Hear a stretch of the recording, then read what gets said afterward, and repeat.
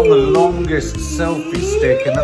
You have to show the whole house how messy it is. Oh, that's right. It gives you some sort of... No, because you make people sick. My mum hates it when you do this. Hates it. Sorry, Betty. Episode 81. And we've got a really nice thing at the front of this show, haven't we? To do with the dogs. She's back. Oh, because I've not seen. She means business. Oh. And there's one moment, watch in the middle of who let the dogs out, there's a moment where she stands in front of my coat over a chair, and what's so sweet about it is she thinks it's me. Oh. Show them where she is now. Lift it up. She's done her who let the dogs out, had her breakfast, and now she's asleep. And what I love is she always stays near the fresh air. You might notice there's 2 rugs out in the garden as well, because she peed all over the rugs in the teenage room because it's tired. I thought that was you.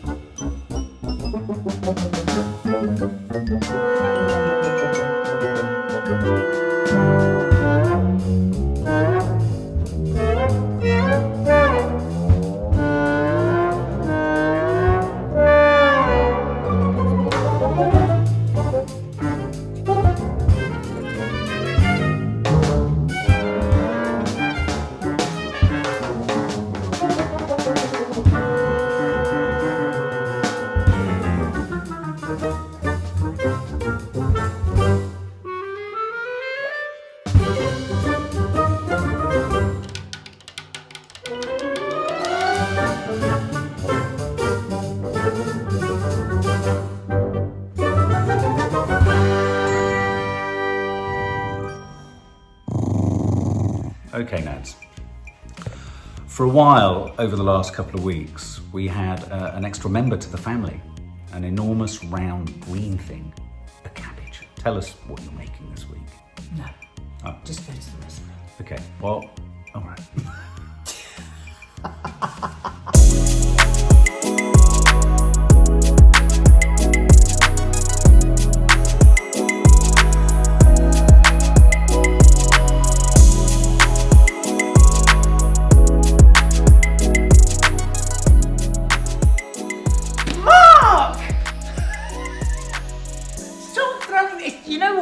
It's time to cook this cabbage. Did you see the live the other morning when he threw this cabbage at me? Michelle sent me a text afterwards and said, I'm sure that's grounds for divorce. That's cabbage nice, Michelle. abuse. Thank you very much. That's as big as Kim Kardashian's butt. Right, this has been a point of fascination for Mark all week.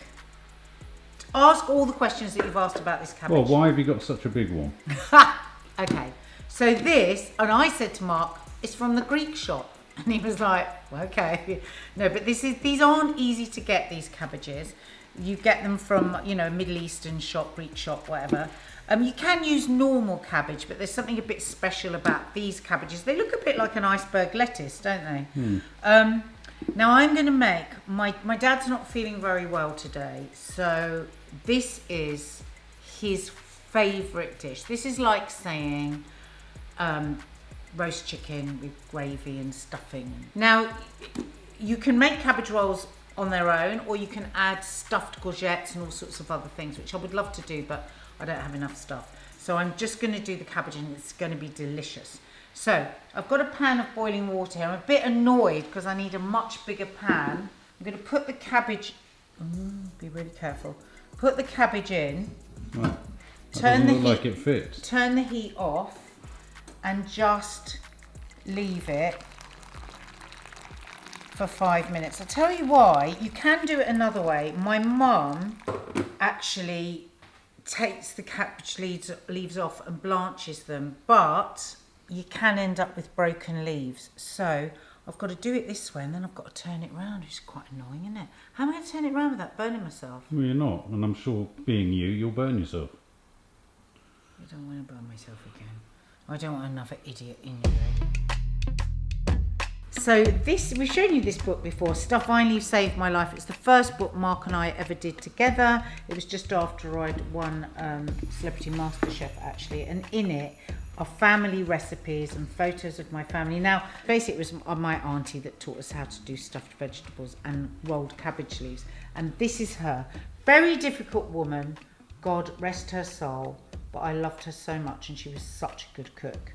And, you know, probably if I made cabbage leaves 1,000 times for my dad, it would probably never be as good as Auntie Jamili's. But I'll keep trying. So we've got our cabbage sitting in the boiling water. In a minute, I'm going to turn it over.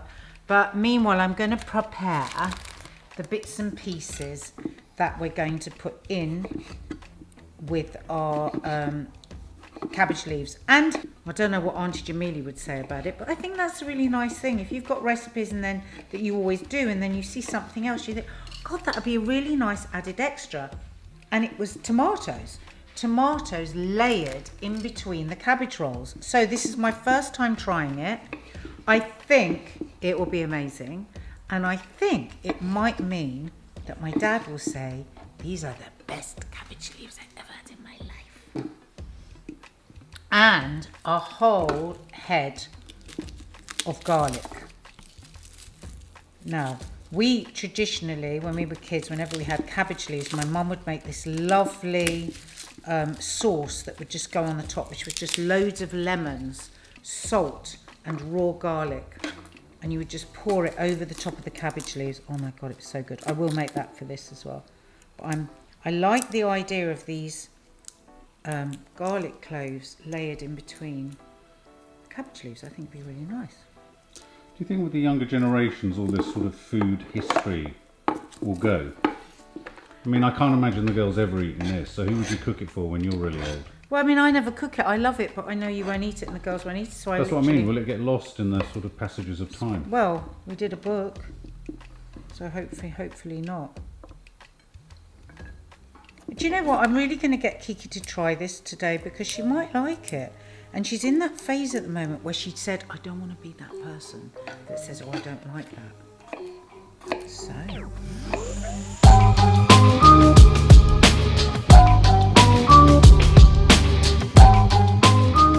Don't get these little ones, guys. Oh, mighty, I know. It's like filming a... Well, don't film it. You see, you say to me, I tell you this bit's going to be boring. It wouldn't be because I know boring I'm if you gonna did it in with some have you over my system. shoulder breathing. If you had a system, it would be great. Breathing discontent. A pile of garlic being moved is a great thing, but Listen, bits of it going I over don't like want you to toenails. film my garlic, so just bog off. No, I'm not having giving you that moment. I'm not having used my right arm this much. I haven't used it in months. Mark, please stop it. I mean, I haven't. Mark, come over here. I need you to help me think. It's like a giant brain. I'm filming it from on a long shot. God, I'm going to burn myself. That's it. You've done it. No, I think what I need to do first is this. What are you doing? Just to loosen these. Smells amazing. Oh, shut up. Only your dad could be into this dish. I think the subs will like... He never wants me to do Arabic food, Yes, I guys. do. Because he doesn't like Shawarma? Why don't you do a shawarma one week? That'd be lovely. enough cooking in it. I have to do a barbecue if I'm doing shawarma, and then you'll go, I don't like barbecues. No, but it'd be wonderful to film a It's like, he barbecue doesn't outside. want me to do this because he doesn't like cabbage. But who likes cabbage? I love cabbage. And Yeah, you're strange. And I'll tell you one thing, cabbage is a superfood. It's so good for you. Well, that looks like a Oh my super God, this is cabbage. going to splash on me now. Why are we rowing so much? So you don't want them to overcook because they're going to cook again, but you want them softened. I'm starting to wonder if my mum's way is better. Looks I like just a wanted to- giant Brussels sprout. I just wanted to try this way. I'm just going to pop them in there, ready for rolling. Oh, I see. Oh, this is like a flatbread or something, isn't Oh, it? now he's all excited. Oh, it's like a flatbread. I remember once travelling to the Middle East. It's marvellous things they'll do with the cabbage, you know. No, not with the Have you cabbage, been? the flatbread. Have you ever been to the Middle East? Have you seen the Arabs there and their fondness for lamb cabbage? What point are you trying to make? You sound like an arse. You are an arse. This really is boring, babe. Even I'm bored. But this is key, isn't it? You're peeling off the main constituent ingredient of the dish. Yeah, but it's Not it's well. very annoying because I haven't got the right sized effing pan. Yeah, but you've got these, look. I think you breathing isn't helping me. I do hear If myself you breathing. knew what I have to put up with, guys, imagine cooking and someone go.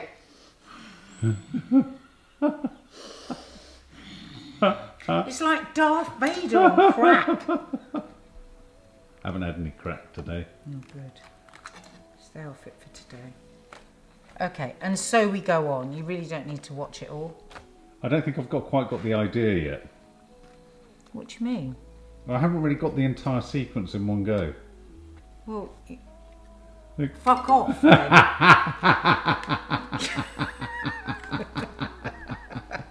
Then. Oh, there's one, and I missed it. I'm really bored of this now. Not half as bored as me. I think I might go back to doing it the old way, where I peel them off, put them in water. I was trying to be clever. Why don't you make a some of cottage them rip, pie? but you find your way. Why don't you just make a cottage pie? Cabbage wars. Yeah, it's just because we couldn't get the water deep enough. I'm just going to leave it now that way round for a little bit and it'll be fine. Okay, let's go back over here. So I've got 500 grams of lamb mince. Don't get it too lean because that little bit of fat is nice. You could use beef, but traditionally it's lamb. I've got a cup of pudding rice, short grain rice, risotto-y rice, and that just goes in raw. Then to that, you can add whatever spice you want. Mixed spice, baharat spice, cumin spice, ground spice. A couple of teaspoons. I'm going to use baharat today. Now baharat, this one has paprika, coriander, black pepper, cumin, cinnamon, cayenne, cloves, nutmeg and cardamom. It works really well. So I just got this. All the supermarkets sell baharat now, actually. It's a bit like saying garam masala in Indian cooking, which is a family's mix of spices. So everybody's garam masala will be a bit different. Some will have more coriander, more cumin. So is your baharat different to anyone else's? Or My does it come in a tin? my baharat. Oh, don't go. Please don't go back to the fucking cabbage. No, don't go Less back to the cloves in my cabbage. baharat because I'm not too keen on baharat. I hate cloves. On cloves. So I like a lesser cloved baharat. Right, plenty.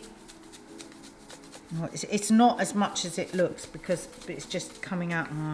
Because you've got a lot of rice, you've got a lot of cabbage, and if it's under seasoned, it'll be disgusting. I think one of the most boring things to film is you struggling to get into things. I know. We should do a thingy of it. Okay, lots of black pepper. And I'm going to put a little ground allspice too. Oh, are you? Because I can. Teaspoon. We're going to put more spices when we layer the cabbage. Are we? Yes. Oh, I love that. Look at that. Look at the colours. Look at the colours. Look at the colours. Just going to turn that. Oh, leave it. I've got beef with that cabbage. Oh, I think my dad's going to say, I'd like a little more rice next time. I can hear him in my head. Saying what? It was very nice. Maybe a little more rice. You know, Mark, don't you? Yeah. Well, you don't know. You're predicting this. I've got the fear. Don't have the fear. I'm gonna have too much What if he meat. turns around and says, I'd have liked a cottage pie? He loves cottage pie. Yeah, exactly. It's his favourite thing. He'd be like, yes, it was nice, but I would have loved a shepherd's pie or something. Oh, he's going to say that's a lot of meat. He's going to say You it's too put much a lot rice. of meat. What, I'm probably is going he to use... Jamaican? It really does depend on your cabbage. Oh, So- fucking hell. God. So, does it? Well, you've got a We giant might one. end up What with- does that mean? We might end up with way too much meat. Well, you're definitely going to end up with too much cabbage. No, I think we don't have enough cabbage. that's the problem. What are you feeding? How I'm many people worried are you about the feeding? cabbage. Mark, please go away and let me just deal with the cabbage. You've got some, you've seen the idea. Why? I'm going to burn myself. I think that cabbage needs something. It needs a vaccine passport. Yeah. God, everyone will be like holding their breath. She's going to splash it. Going to splash it. Yeah. See? It's just because half of it wasn't in the bloody water. Easy like a Sunday morning. Ooh. Of course, we don't know because we're filming this on Tuesday. And what if it's boiling hot on Sunday? It's very, very difficult when doing a cookery programme with this intermittent weather. Like I was supposed to be cooking a pork chop with my mum. And then that's irrelevant, isn't it? Okay, that's enough now. Can you go away now, Mark? Because this is really boring. I'm bored. I'm so bored. Go away. Go and have a coffee. All right. Mark, the cabbage and I have been on a bit of a journey since we saw you last. That was quite an annoying way I did that cabbage. Because I saw it online, I thought, well, that's a good way. I think a better way is to do it the old-fashioned way, where soften it a bit, take the core out, peel them off really gently and blanch them. Believe me, that way. Unless you've got a really big pot. My problem was my pot wasn't big enough. I got there eventually. So the first thing I'm going to do is just line the bottom of the pan that we're going to put our cabbage leaves in with a bit of extra cabbage. Why do you think we're doing that, Mark? I don't know. I don't know what you're doing. Because we don't want our cabbage leaves to burn. So I'm doing that, and I'm also going to use this because we want to cook them for about 45 minutes with a little liquid. So it's a labour of love, this dish. So you need a heavy pan. No point putting it in a thin saucepan, they'll all burn, it won't work. It has to be a heavy weighted pan. So we have our cabbage leaves. That's kind of how you want them to look. Softened but not cooked, because of course they're going to cook again. We have our stuffing. A bit more juiciness to it. Okay, so now I know you might all be thinking, but the rice isn't cooked, but it's going to get steamed in the cabbage leaves. Now you don't want too much, because don't overfill your cabbage leaves, because what they'll do is they'll burst, because as I said, all that rice is raw. So what's going to happen when it's cooked, it's going to swell and it's going to expand. These are a little bit like stuffed vine leaves. Yeah. So roll up your cabbage leaf and then kind of squeeze it a bit, like that, and that will help it stick together. So then goes into the pan, like that. And I'm just going to roll and I'll do that first layer, and then you can see what I'm going to do next. I'm just going to cut that hard bit off.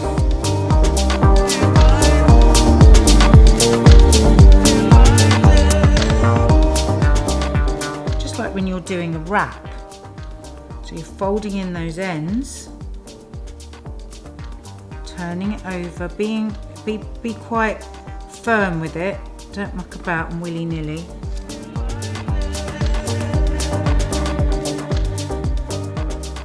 Keeps breathing. In the middle of that, we just filmed whilst you were away. We filmed a trailer reaction to Ghostbusters. Oh my god! If you haven't watched our trailer reaction, go and watch it. Look, fold. Well, now that one, if I'm honest, it's a little undercooked for me because it started to crack a bit. So it is about getting that right softness.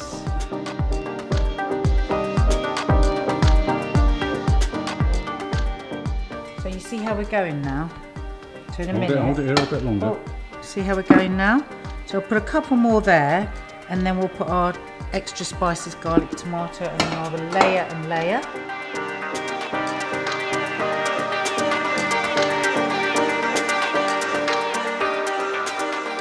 So we've got our first layer down. So I'm going to sprinkle a little more of the spice. And remember, baharat is not a hot spice, it's an aromatic spice. So a little of the garlic.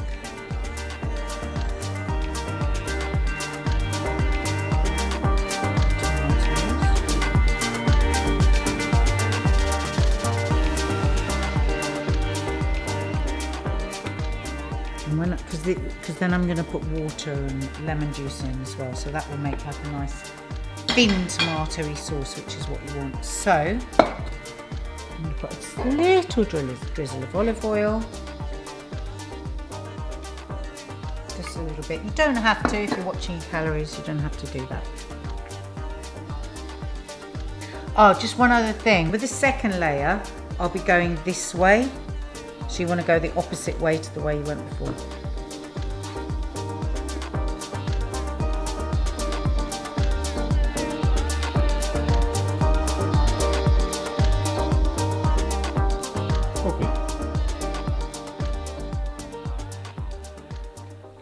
Little squeeze. That little squeeze, honestly, is a grandmother's tip that you won't find in recipe books. So I'm going to put the last of the tomatoes on.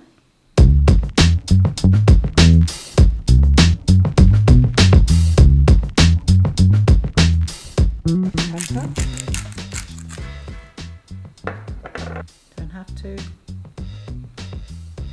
And of course, this is so easy to make vegan or vegetarian. You know, you just put fry some mushrooms instead of the meat and use that with the rice, aubergines, you know, soy mince, whatever you want. So we have our cabbage leaves ready. So now what we need to do is pour enough water to just cover them. Okay, so don't forget the rice is going to absorb that water. You will be left with a little at the bottom.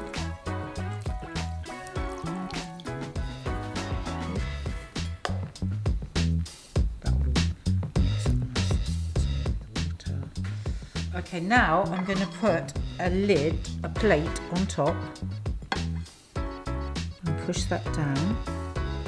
I wonder if that will fit. To weight it down. See if that fits. Yeah. Okay. This is my Stacey pot. Stacey bought me. I've got my diffuser. So we've got the cabbage leaves underneath and the diffusers to make sure that this just cooks slowly without burning. So I'm just going to bring it up to heat it up on a higher heat, and then I'm going to turn it down and cook it. I won't open the lid for another 40 minutes, but I will turn the gas really low so it just cooks really low. There you go, see you in 40 minutes. Oh, ho, ho. Oh, ho, ho. Oh, wow. Oh, doesn't that look gorgeous? Oh, really lovely and soft. Okay, I'll tell you what I'm going to do, folks. I'm going to take some of this over to Teddy so he can try it, and I'll film it on my phone because it'd be weird for Dad not to try it now. Yeah. Yeah, all right, Are you going to eat it from in there? But for now, there you have it. Cabbage leaves, delicious. If you fancy doing a little bit of extra faff, you can make like a little dressing of just lemon, salt and crushed garlic, a little olive oil, and then you can pour that on each individual plate. So we're here with Teddy now. It's the Teddy. I can already tell he's going to say it's not soft enough. He's going to say it's not soft enough, isn't he, Mum? No, I didn't want to. Cooked for longer? Too good. Oh! Too good! Did you put the lemon on it? Yeah. Too good. Wow. You hear that? Too good. The herbs in it is lovely. The other herbs. What is it? Spices. Spices. Yay! Now, allspice and baharat. Did you like the baharat? because I wasn't sure whether to put cumin or baharat. It's the balance, perfect. Did you make baharat or did you buy it? No, Mum, I didn't. Smelly poo pants. But you did extra homework when you were a kid. It's all a question of balance. Oh, And the I'm balance is glad. perfect. It was a right bloody faff.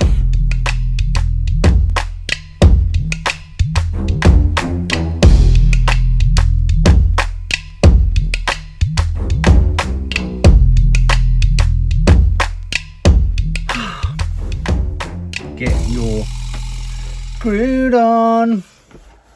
Do you still like Groot, or do you prefer King Shark? I do love King Shark, but I always love Groot. Nom nom. That's what he says, isn't it? Is it? King Shark. Nom nom. I don't remember him saying nom nom. Nom nom. Maybe he did. And then he eats someone. If you haven't seen the Suicide Squad, go and check it out. Yeah. Seriously good. Yeah. Okay. It's funny shit. This first one really made me and Kiki laugh because it's a bit like something Chi Sorry. does a lot. Stuff finally saved your life. Yeah. Panicking to test my dog's reaction speeds.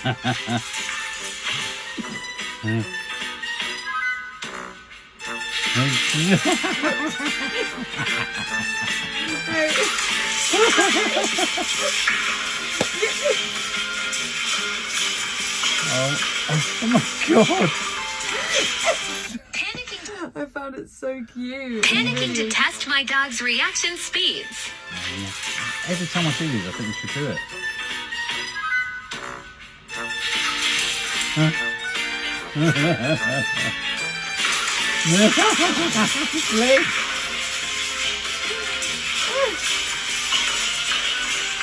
I found it so cute. Imagine if she did that with Chi-Chi now. She'd just smash her head against everything. Oh, bless her. Bless her. She can't see diddly doo-doo.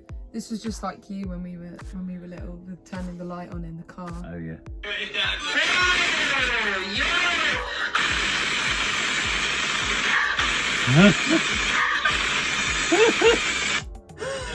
I don't know why parents get so angry about it.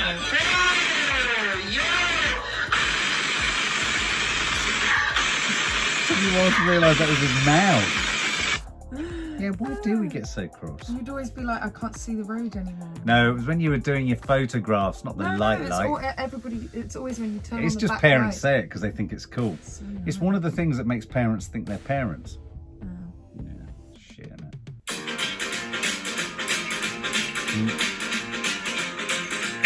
Every time it rains, and it's from heaven. Don't you know each cloud contains Spanish from heaven? Doobie doobie, you'll find your fortune falling all over town.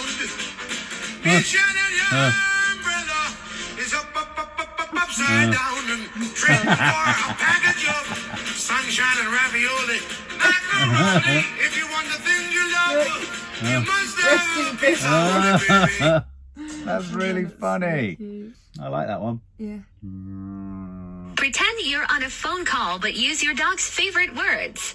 Hi, yes, I'm trying to reach Grandma. Oh. No, not that Grandma. The other Grandma.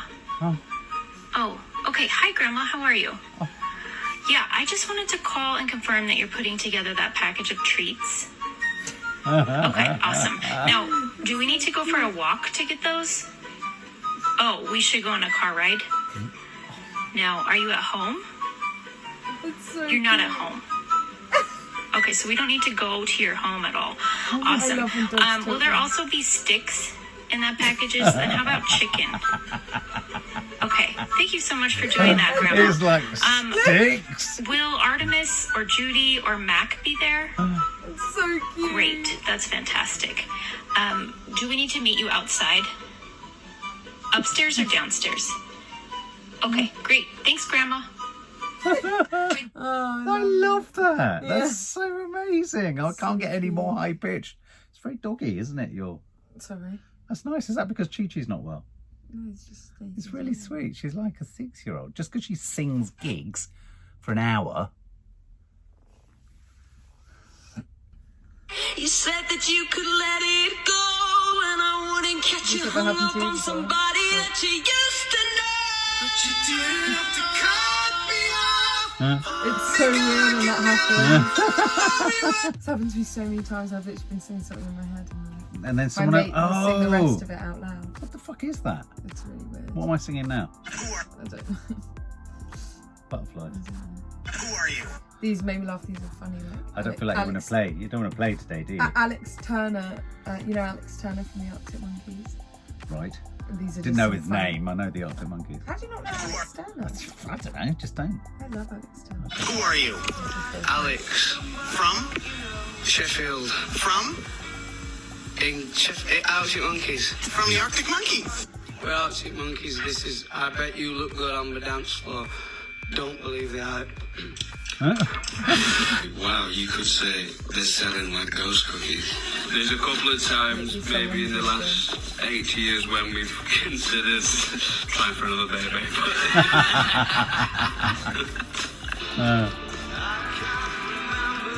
Thank you for presenting us with this most prestigious award. It means a great deal considering the competition. It's like, you know how the Beach Boys didn't really serve.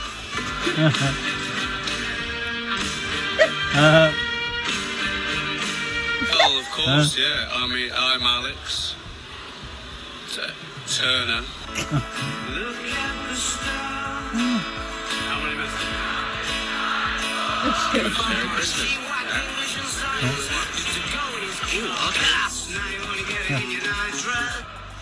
Invoice me for the microphone if you need to. I love it. We will just die. Oh, it's nice. It's nice. Now I know him. Alex Turner. Yes. I like Alex Turner. What was that? What happened? Can you go outside? Yeah? Yes? Okay. Outside? Okay. I love dogs that talk back like that. That's so weird. So cute. What happened? Can you go outside? Yeah? Yes? Okay. Outside? Okay. Oh, flipping heck. This is really cute. So this dog had just like pricked his nose on the cactus. Right. And Oh my god. Waiting around. Oh my god. I just said, He just moved. He's looking around. I find it so cute. That's what happened to Nanny Di the other week. I wonder if she looked like that. What do you mean it happened? She fell on a cactus. Oh no. You know the great big cactus that used to be in Nanny Thelma's front thing? Oh, actually, I know. I do remember. Yeah, this. yeah, yeah. She That's sort of got entangled and rolled around on it. Oh god. And now she leaks. I was always really scared of that cactus. Yeah. When she drinks, it just flies out of her. Holes everywhere. Wow. Don't you dare disobey me, Coraline! Ah! You know when you see something move and then you're like, Don't you dare Happens to me when disobey me, Coraline! Ah! Oh yeah, that's so. I was in the spare bedroom because your mum was snoring the other night. yeah. And whilst I was lying there, I turned over and I heard this. Yeah, you said that. That's so weird. And I literally turned the lights on, started looking around, I was waiting for a can't tell if you're shadow. lying or not. No, honestly. That's Honestly, they went. so weird. Must have just been mum snoring. No, it wasn't. It was someone in the room. That's really scary. Fucking scared the shit out I of don't me. want to know. Don't tell anyone. I don't want to know. This is so funny. Me and Kiki do this all the time. Me pretending to not care about the YouTube. Bitch, I be killing these beats. Damn, I got an M16 on my body. Pretend to just not care about it. Oh. You look away to look back.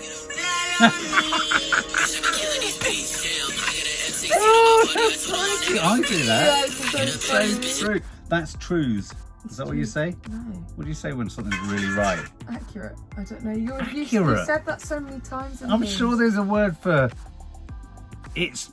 I don't know what it is. Truth. No. What? It's so grumpy.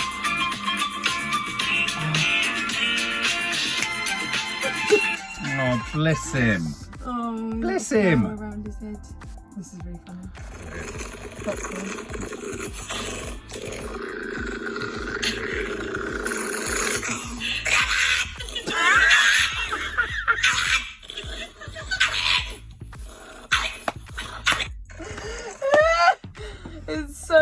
I thought, wait.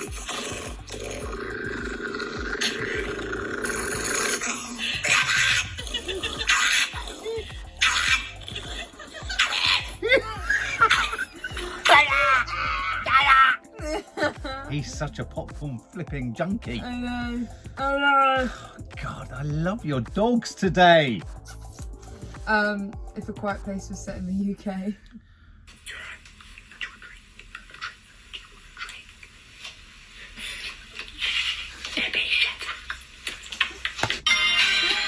Where's the remote? Where's the remote? For fuck's sake, Debbie, I'm gonna fucking kill you. Turn it down. Sweet Caroline. Fucking don't put that there. Oh, bollocks. That's brilliant. I found it so That's funny. brilliant. We're so shit, aren't we? I know. Everything. We're not at all cinematic as a No. nation. Even when we make films, they look like shit television programs. Oh dear.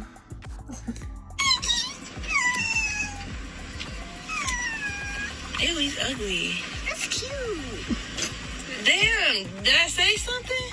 Oh. And then in the comments is like, he's like, I know you ain't speaking to me. Oh, bless. He's just like, bitch. Ew, he's ugly. That's cute. But Damn, no more. did I say something? Oh. That's like the llama's version of ghosting. Okay, Yeah. Sorry, had to be done. Did it? Yeah, that landed on a shelf. Dad, it's disgusting. I've missed this. Me every second of my life. Aren't you worried? About what? Oh my god, yeah. Anxiety. Yeah, Aren't you yeah, that's worried? it. About what? And then you start to think, your brain goes whizzy whizzy. Oh my god, yeah. Yes. That's so true. That is anxiety. Um, Anxiety. Don't know the words to your song. Don't know any more words to Anxiety. this guy's so sweet. He broke my heart. Okay. See He if you has can break mine. Tourette's. I don't know if he has anything, but they were like really horrible comments and it made me furious no. and I wanted to hurt all of them. But I found him so cute and he's really funny and gives me like Jim Carrey Oh, okay. energy. But I just thought he was adorable and I wanted to show you because Well, I'm I'm gonna going get to defensive kill too. all of the people that were horrible. I'll join you already. Right, my small breakfast. Because I don't want to eat too much, you know. So I got a corn dog with sausage and cheese. I think 2 different types of cheese. It's like cheddar and mozzarella, I think. And a small boiled egg. Sweet. Before that... Sriracha. Oh, I love him. I know. Some sriracha.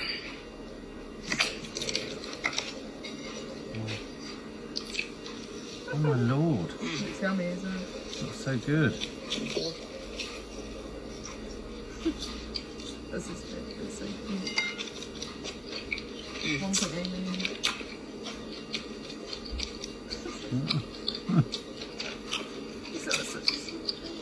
It's not bad, but it needs to be spicier. I don't know.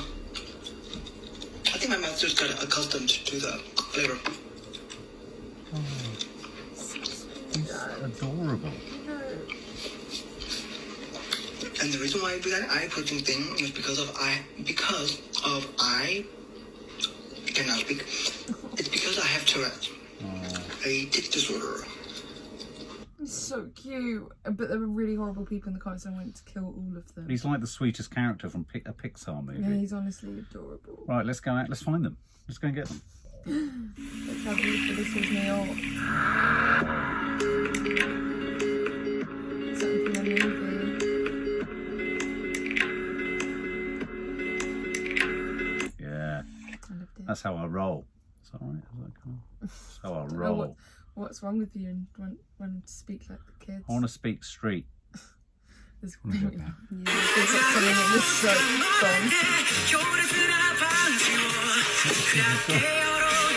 It's a song that you normally dance like. Oh my lord.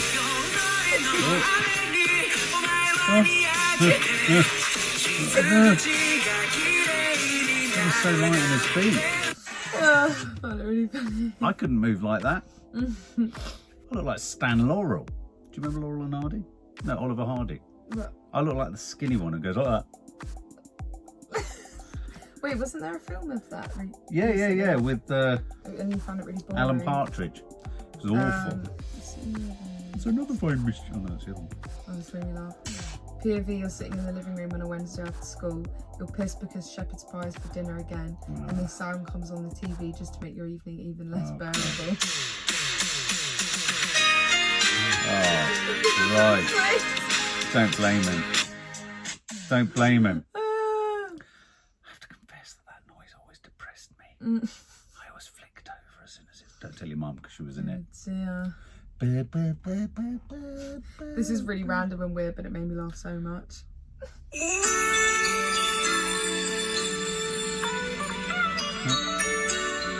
Where's the dog standing there? Why is he standing like that? Obliterated. And the way he's blinking. Oh my god. He's my God, competing it was for one of the Pudgy's throne, isn't he? Hour. And the way this guy talks at the end. Yeah. Hey, if you feel insecure about the way you look with a back camera with flash, bro, turn on the inverted filter before you use it, stupid. I'm still probably still ugly, but the fuckly nut, the doodly fuckly you. The fuckly you. It makes no sense. What about it, brother? It made it, transformed him. And That's the book I'm reviewing later. this is really funny. Just in case you were wondering. Look at it. See, he's the chip. Oh.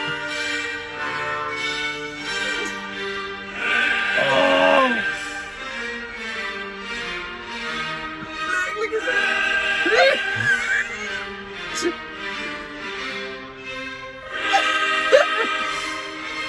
Oh my! It's the first time he jumps and he spots I know. it.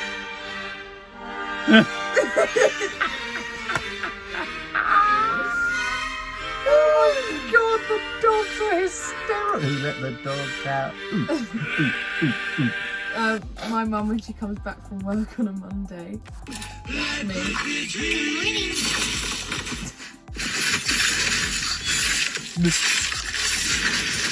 Oh my god.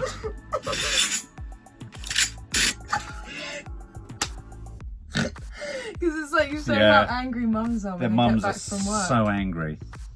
Oh, My mum used to punch me when she came in. Oh, She would. She'd punch me in the stomach. I'd be winded, and then she'd knee me in the head. Stop, that's Nanny, die! Why did you do that? Look how cute. Oh, I'm just hungry. Look how cute it is. Oh. I love monkeys. Their faces are like cartoons. You can't believe they're real animals, can you? I You sort know. of think they've been made out of plastic. Yeah.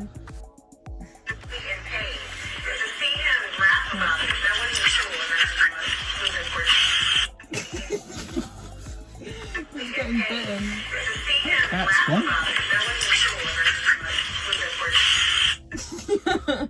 God, they're related to vampires, aren't they? Yeah. This is really wild. Bristol bully, slide with a body, man, hold two from the woody. Cyru gangster, niggas know me. Oh, that's so Bristol bully, strange. slide with a body, man, hold two from the woody. Cyru gangster, niggas know me. Man, leave two in your What's that? Who's thought of that? I'm going to put 2 French sticks in my shoes, fiddle with a lighter, drop it, and then make people think I've got weird fucking bread legs. I know. Bread legs. It's really weird. You haven't been drunk if you've never felt this right here. Okay. Like, it gets funny. Oh, yeah. No, you just sound.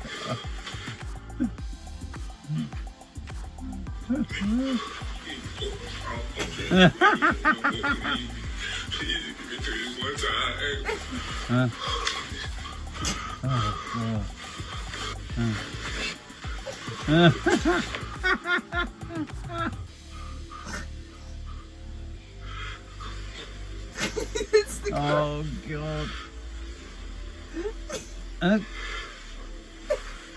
It's so true.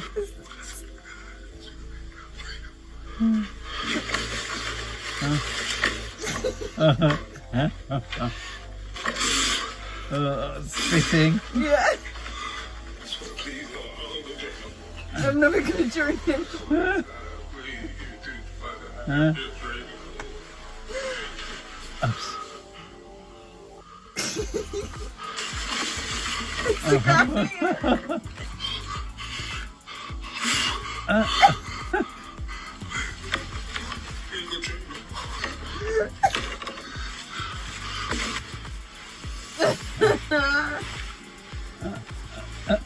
You can't stop moving. Yeah, it's so annoying. You can't get comfortable.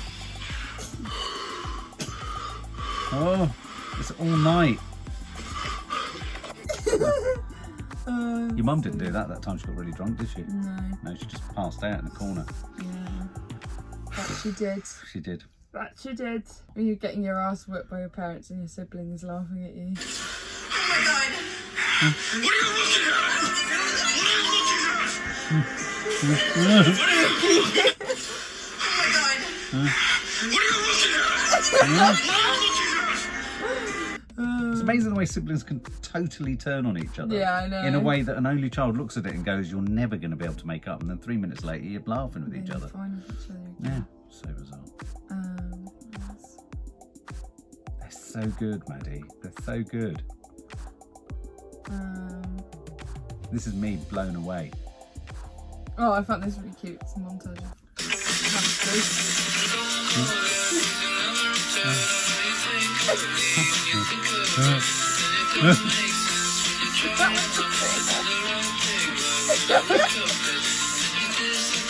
That's so cute, though.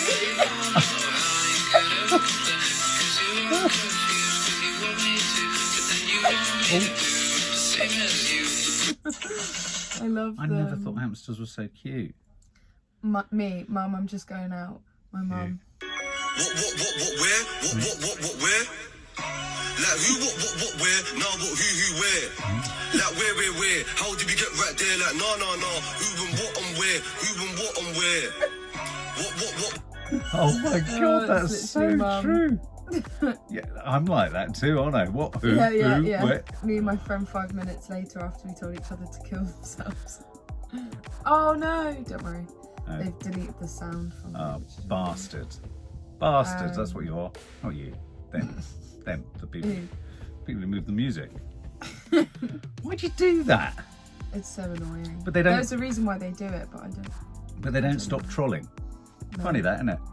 That is funny. If there's a financial incentive, they'll do it. They're so quick with this, but they aren't. quick Yeah, with- getting political here. Now we're getting political. Now we're going to get political. And I'm going to go and seek down those people who are critical of the Tourette's boy. I can't quite remember if I showed this in the memes last No, night. you so haven't. see if I have. Never seen that dog before. So the dogs have been keeping him up all night, and then Right. finally sleeping, and then he looks at the dogs.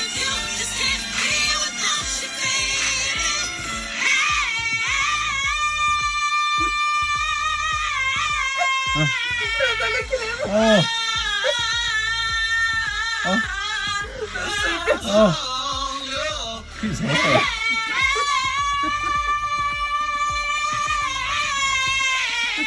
They're so freaked out. Oh my god, imagine being woken up like that. Just because they beat him up. I like it when it's never ending. It's really weird. Oh, I showed this, didn't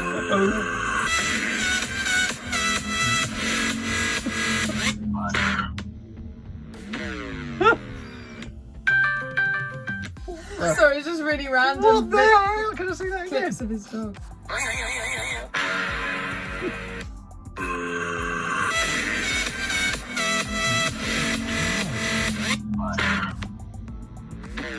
Oh my god. So bizarre. Very random. So bizarre.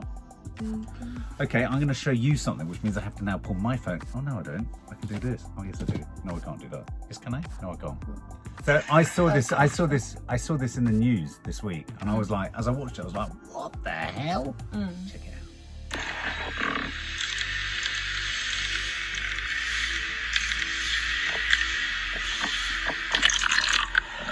Oh my god. It's like another city. It's like a collapsed building. What the hell? Where is that?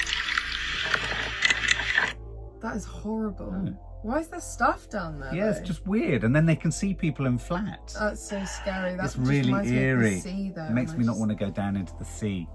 There you go. I never want to go in the sea. Okay, we're now going to film them all. But really, we're saying goodbye. Bye, everyone. Bye, everyone. Bye. We're going to go through the round window. When I go to the newsagents, they always say, do you read all of these? And I say, what do I say? I don't know. No. I'll say yes. Oh, that's absolutely fascinating. So, yeah. And then because they've spoken to you, you then forget to get whatever it is I asked you to get. What did you whether ask it's me to get toilet this roll morning? Well, no, you never ever remember. You'd ask everyone, but you never bring back what I've asked for. I tell you what they were asking for today. They were asking for their baklava. Yeah. You going to make it? Yeah. What did we do it for the show? We've never done it for the show, have we? Yes, we have. Yeah. Welcome to the most boring conversation in the world. Let's go to the news.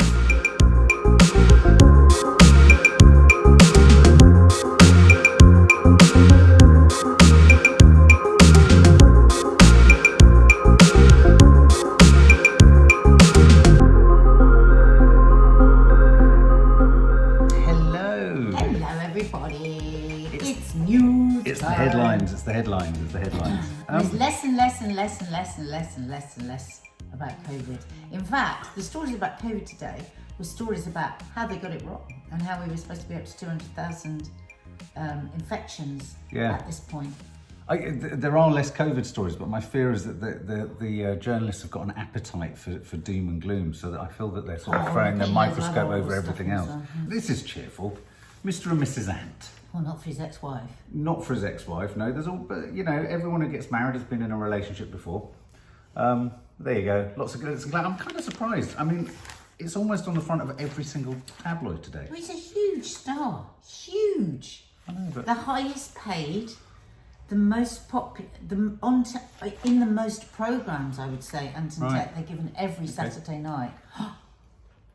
What? Look how many spiders are in that spider's web.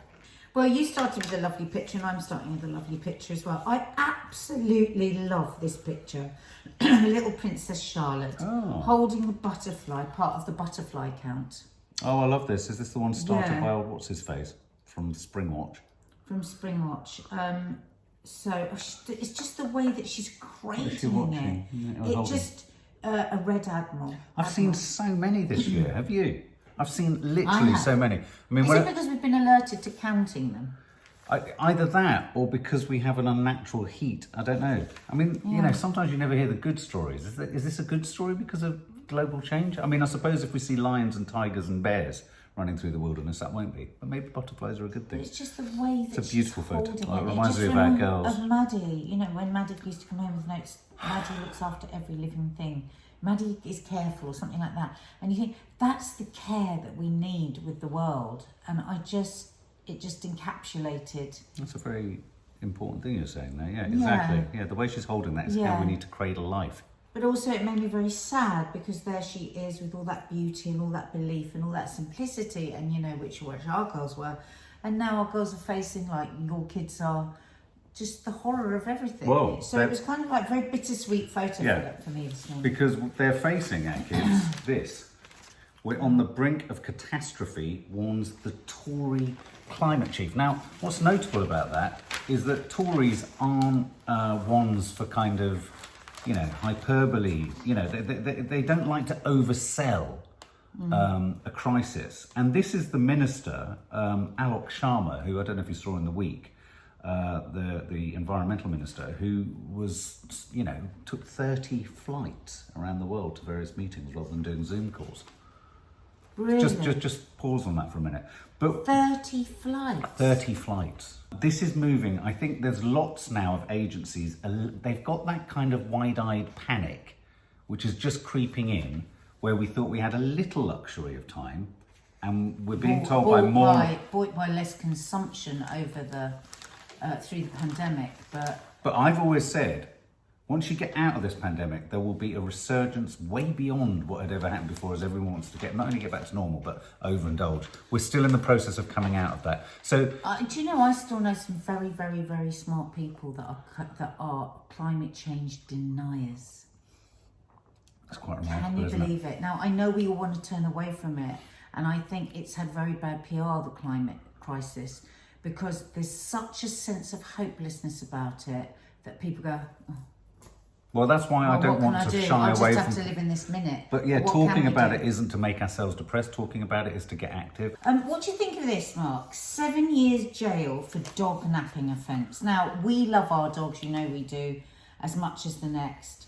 But I continually get frustrated with our system and the very, very short sentences that people get for child things abuse, like paedophilia, sexual crimes. That's my immediate thought.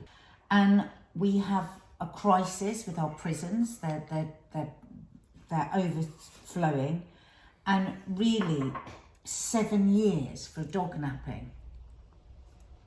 What do you think? It's the age-old problem, isn't it? You know, you want more severe, you know, possibly that's the right sentence, but it completely contradicts the sentences, or it flies in the face of the ludicrous sentences that you get for child sex offences. I just think about today, if I was somebody's mother or somebody actually that had some kind of terrible violent or sexual, and you see something like that, and you know what the perpetrator of your crime got, it just demeans it, I think. Yeah. Did anyone see that Bojo nearly drowned, apparently, when he was on holiday? Boris Johnson's second brush with death last year came barely 5 months after he was treated in hospital. He was on a paddleboard out at sea, and he got caught up in a really strong current. Really? And his security personnel were on the beach on the cusp of calling in helicopter support to rescue him because he was getting out of control. Wow. Government source told how Mr. Johnson was rescued by his protection officers, who grew alarmed as he floated further away from the coastline during his glamping trip. He nearly drowned. He was taken out by the current. He got swept away and found himself going further and further out. I do wonder with those paddleboards, because it's very easy to just float away. Be warned this summer, guys. So he's such a... James O'Brien was good about him again this week. James O'Brien on LBC said what I've said all along. He's a cracking comic writer, and he's a cracking host of Have I Got News For You. That's what he should have done. Just end it. That's what he should have done. That's what he should have done. Now, what do you think about this? I got very cross about this on Friday on Loose Women. So Jennifer Aniston has said that she has cut out friends who haven't had the COVID jab. Now, we've both been double jabbed. I would be terrified not to be double jabbed, to be quite honest. But for me, this sums up everything that's wrong with the world at the moment.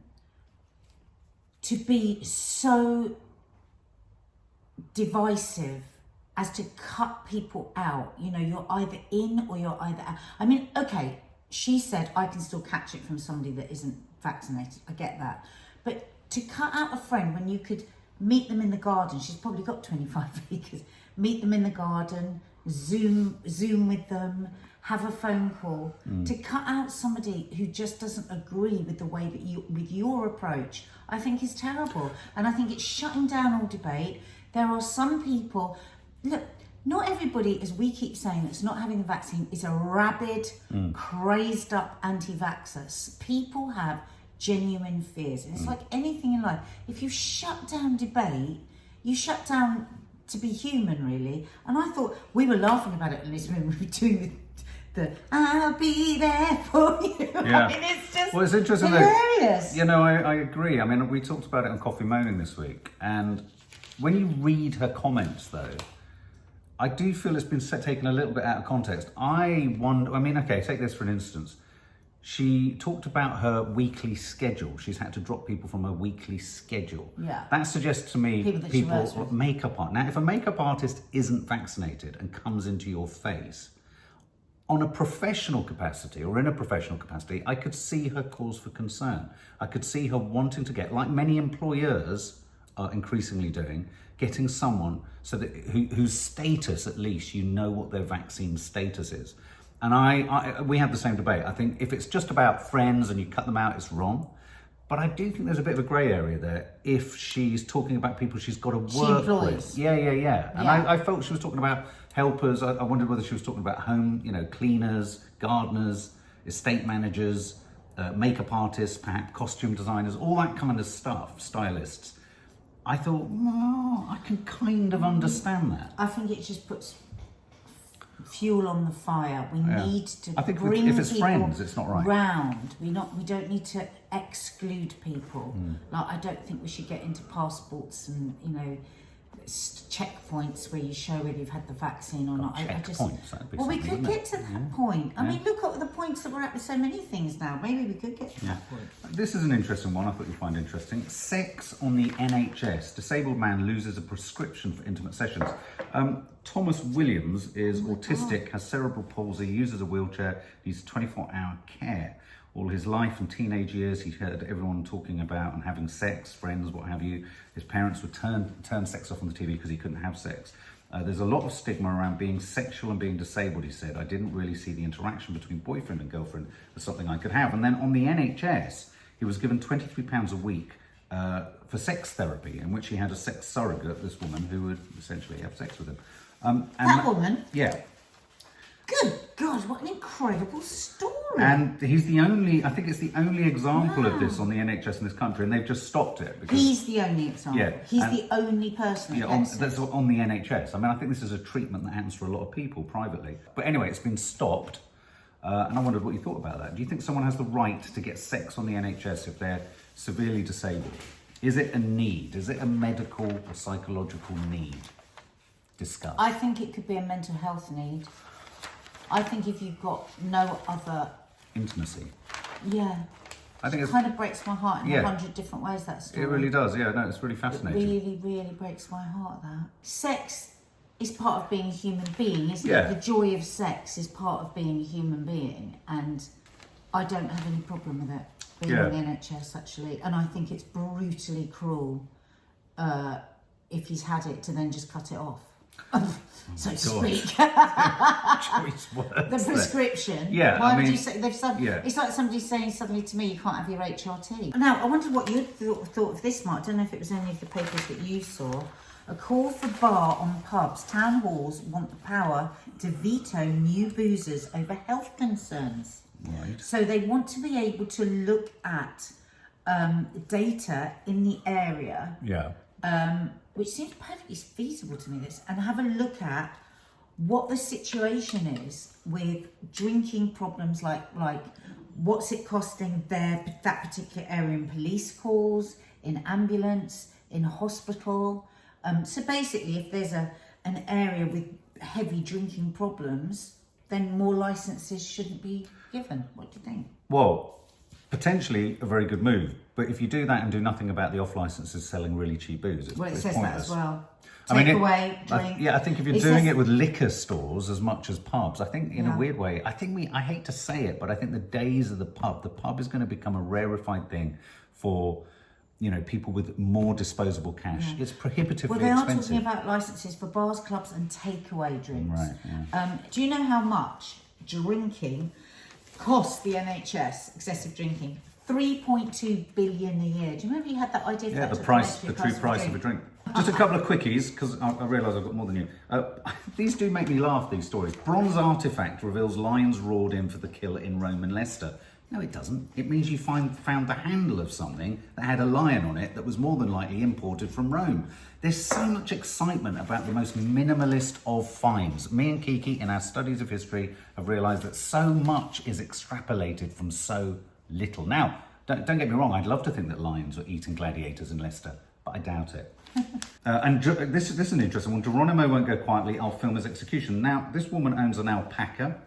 Apparently, it's been tested for bovine tuberculosis. This is a huge... It's a huge story. She spent £80,000 on in legal the article costs. we were talking off the back of on Loose Women, it was 50,000. So she's saying, anyway, because she thinks that the two tests are negative or false positives for this tuberculosis, because the alpaca has had the vaccine. Right. So she thinks So it's she's saying showing it's up. got antibodies, yeah. But they're No, not antibodies, traces Right. of actual bovine. But then what gets me though is they're sending someone round today or tomorrow with a bolt gun. And she's going to And stand she's gonna in front film of it. it. No, she's going to stand in front of it. No, well, she said today I'll film his execution if it happens.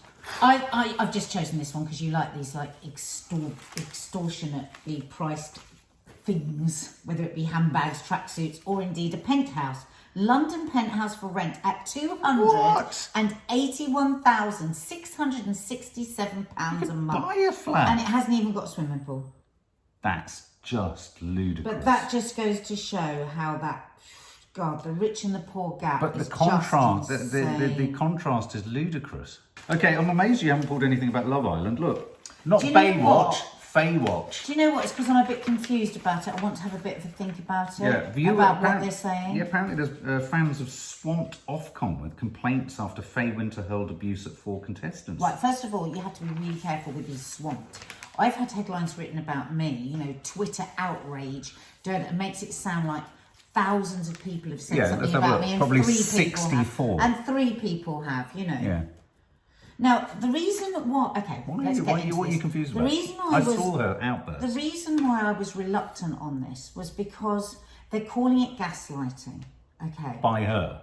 Yeah. Right. Now, if that had been a man talking to her like that, I would have been horrified and I would have been up in arms. Right. Now, but unfortunately, I don't know.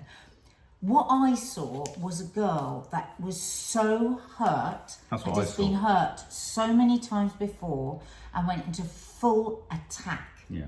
And so I don't know where to go with it because the way she talked to him was outrageous. I felt sorry for him. That she'd lost it. I felt sorry for him, but I felt sorry for her, and I think that's the point. But I wouldn't have had the sympathy if it had been a man.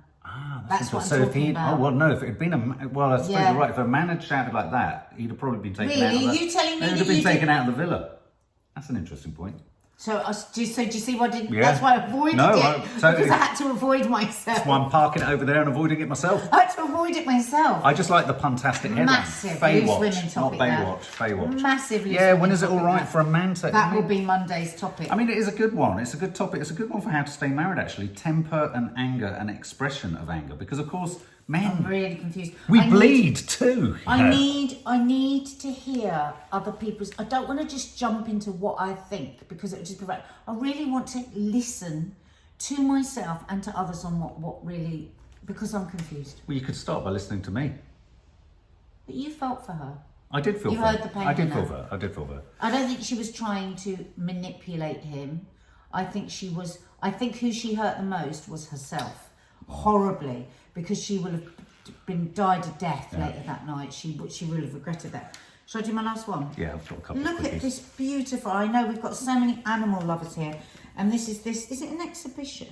No. So it's just the beauty of the silhouette photo. Actually, that there I think is in Richmond Park. I will Isn't pop that them all up. Look at them all. beautiful? Aren't they beautiful? I love them. Absolutely. Is that a Oh, puma? Nottingham's Woollerton Park, the Right. deer is from. And look at the elephant. Those foxes don't look real. I know. Totally I know extraordinary. it's a choice image because I bet shortly afterwards it was a silhouette of them doing you know what. Yeah. That's Our dogs beautiful. are rolling. That's beautiful, that deer. Okay, my last 2 silly stories. Heidi High to Holes Camp's DJ sets. Not very, very good title. But it's just curious. We're in such an odd situation where Judge Jules, Brandon Block, Armand Van Helden, Faithless, are performing at Butlins. Oh! Because they can't get abroad. Because they can't do any Well, this gigs is what abroad. we were saying yesterday. We need to make gigs smaller. We need big bands. Yeah, absolutely. Oh my God, would you Yeah, like so to we need to go to Butlins. I'd love to see Faithless again. I remember Let's seeing them try and go. when that sort of my house is a church or whatever was. Why don't we try and get some tickets? And finally, I love this shit because it goes back to that idea of collectibles. Super Mario Bros. Game sold for $1.5 million. Wow. So there you go. A vintage Super Mario Bros. Video game has sold for $1.5 million, the most ever. It broke records set a few weeks earlier. The unopened 1985 game was snapped up by an anonymous Unopened. buyer on the US website Rally. You can't even open it and close it again. It's got to be on. Yeah, well, think of the Antiques Roadshow. That was always such a great idea I had with that antiques dealer. Do you remember? The Antiques of Tomorrow. One of my best memories as a child is going to Marks and Spencer's and getting a wibbly wobbly custard tart. Oh my God. This custard tart, I'm not going to tell you whether it's lovely or not by the end of it. You're not telling us very much today, are No, you? I You're don't not want wanting to. to say it. I'm I'm asking not you. telling you anything. What's wrong with you? I asked you about a cabbage. You said no. No, because... Oh, now you're just actively saying I'm not... Because it took so fucking long at the end to make it that I just want to leave a little bit of jeopardy for the end. This is the Ben-Hur of desserts. It went on and on and on. That's why I hate making pastry. You can't just say, oh, I'm making a tart. You have to make pastry, put it in the fridge, rest it, just buy really good quality home plastic one. No, actually no, because it's so delicious when you make it. It's a hard act to follow a Marks and Spencer's custard tart. Mark!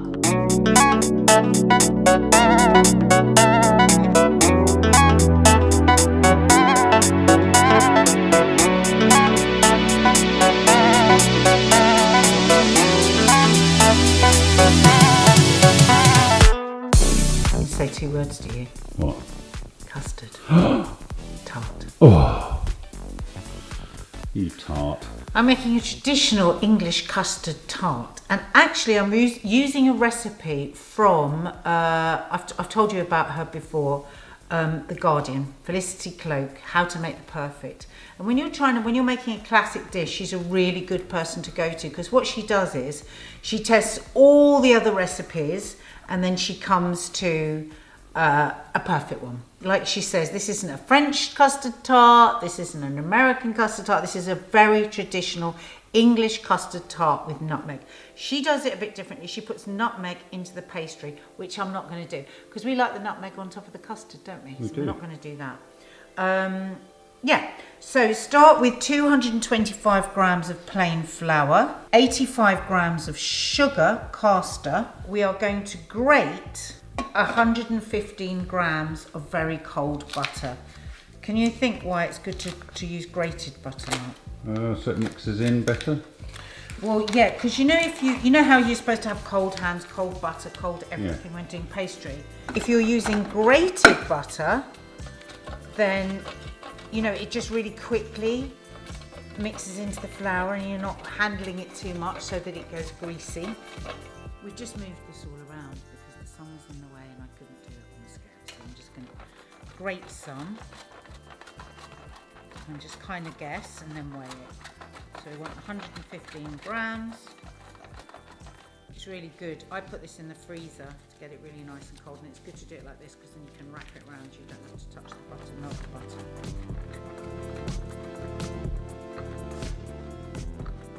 Okay, it might be a bit boring now. You don't have to watch all of it. I quite like watching you grate butter. Oh, isn't it pretty? Look. We've got a long way to go, kids. All right. Is all that butter going in? No. I love a custard tart. I love the Marks and Spencer's floppy custard tarts. Well, you might be disappointed with this because it might taste better than that. It won't taste better. It will. It will. Be more tasty. Yeah, I like how insipid and floppy the pastry Oh, you're is. not going to like this then. Oh, is it going to be a dry pastry? Why do I want to make something insipid and floppy, do I? Tasteless. Yeah, that's true. No, I like it for how awful it is. Is it something your nan used to buy you? Yeah. Food and memory, huh? Yeah. Powerful connection. Okay, so we've got our 225 grams of plain flour, 115 grams of grated butter. How pretty, that makes me want to sing. And now we're gonna we may need 3 egg yolks, but I'm just gonna start with 2, because we may not. Oh.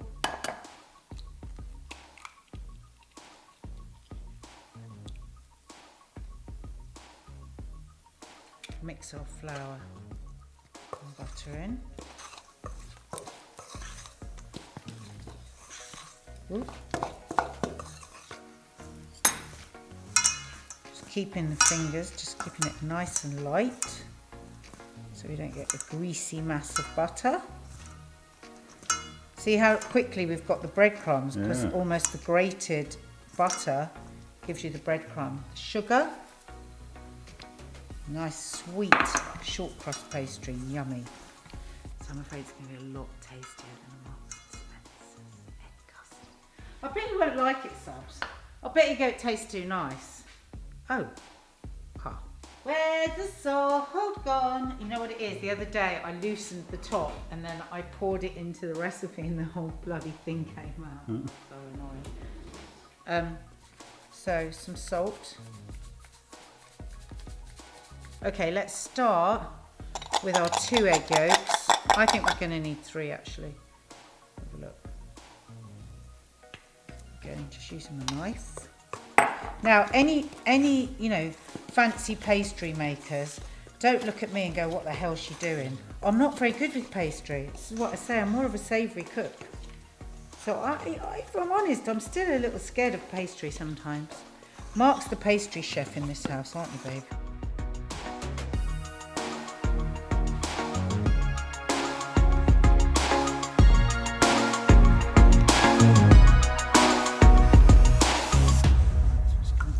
Together. I might pop it out on the side, actually it's easier. So I'm going to wrap this now and leave it for 2 hours or overnight, she says, this pastry.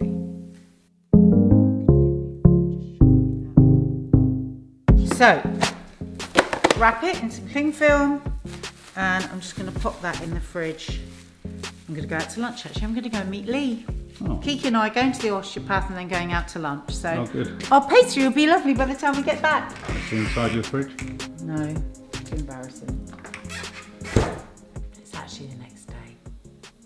We forgot about finishing off the tart, didn't we? So here's my pastry. I actually got it out of the fridge about an hour ago because it had got really cold and stiff. Now it's nice and pliable. All right, Mark. God, you controlled yourself there. Blimey. Because I'm cold and stiff. I've got a 23-inch tin, but you could use a 21-inch tin. In fact, I think Mark is going to be unhappy with this tin because the pastry will be thinner. Because Mark likes the Marks and Spencer's one. We've established that, haven't we? We've established that you like the Marks and Spencer's pastry. Now, the Marks and Spencer's pastry is thick, and I don't think they pre-cook it. I don't think they do. It feels a bit gooey. Yeah, so this is going to be pre-baked on a hot tray.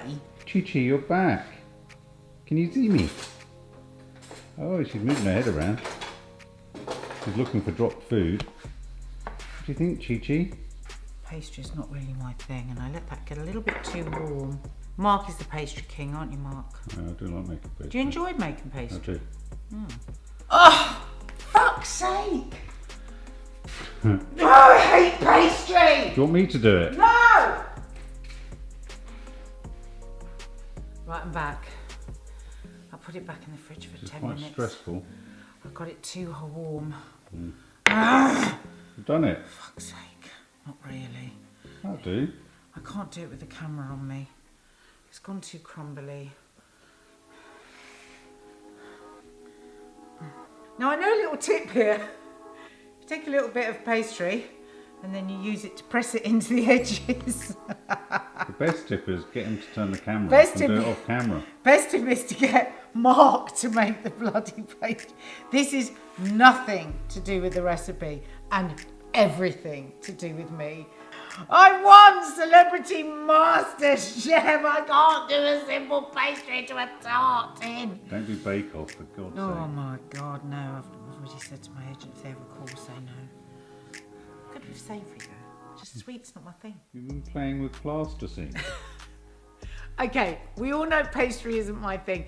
This now has taken 3 days. You see 3 outfits for this simple fucking pie. Because obviously I had to go back in the fridge, the pastry, for 45 minutes in the freezer, hour and a half in the fridge, if you aren't taking 3 days to do it. So it's had overnight in the fridge. So now we're going to bake it blind, but first we're just going to do this, like that. I've got the oven on at 180 and I've got a baking tray in there as well, so it gets nice and hot. Because if you want a crispier base, put your tin onto an already hot baking tray, and it just helps crisp the bottom. Okay, baking beans. If you don't have any, you can use chickpeas or any dried beans. So that's going to go in now for 20 minutes.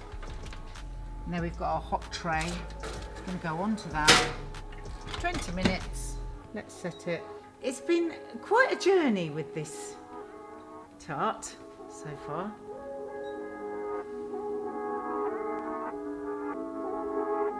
Chi-Chi. Hey, Chi-Chi. Chi-Chi.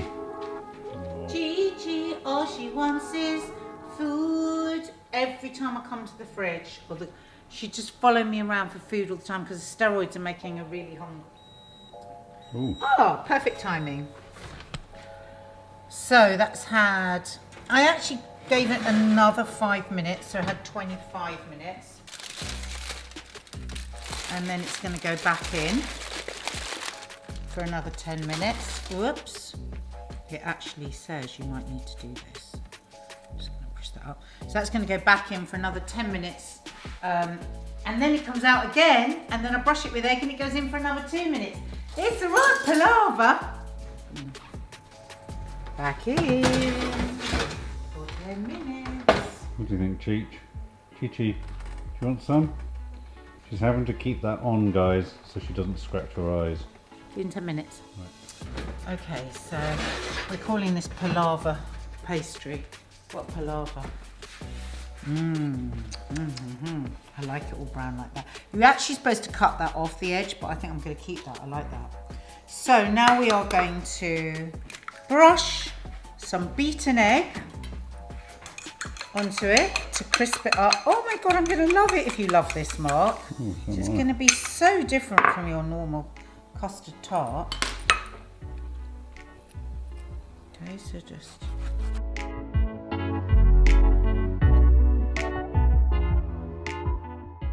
And now it's going to go back in the oven for just 2 minutes. And then we're going to let it cool and then we'll fill it. So I'll see you at the filling stage. You don't need to see this come out in 2 minutes time here, it's too boring. Will it be quivery? Not yet, just 2 minutes. No, oh, well, will the it be custard, quivery? I don't know, you're just going to get what you get. Bloody hell, babe. Oh my God, right, before we talk about how much hassle this tart's been, first of all, I'm going to get the cream. That's 375 grams of whipping cream and 90 grams of creamy milk. And you just want to bring that to a gentle simmer.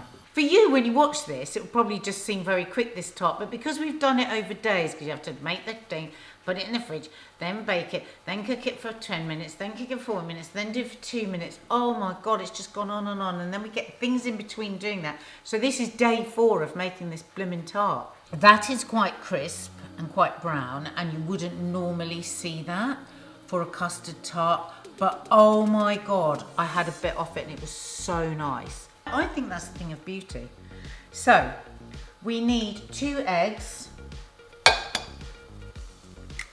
into a heat-proof bowl. And don't forget, this is from The Guardian, Felicity Cloakes, How to Make the Perfect. So you're parking the blame firmly. No, it's because I've just said how lovely that pastry is and it's not my recipe. So we've got 2 whole eggs and 2, oh, what am I doing? I don't know. I'm just not thinking. 2 egg yolks. Okay. Just needs to go straight in there. We've already done a lot though this morning, haven't we? We've just done a podcast. We're thinking about coffee moaning. We get a lot done in the morning, that's for sure. Yeah, we don't want that to boil. Probably going to turn that off actually. 60 grams of sugar and some nutmeg.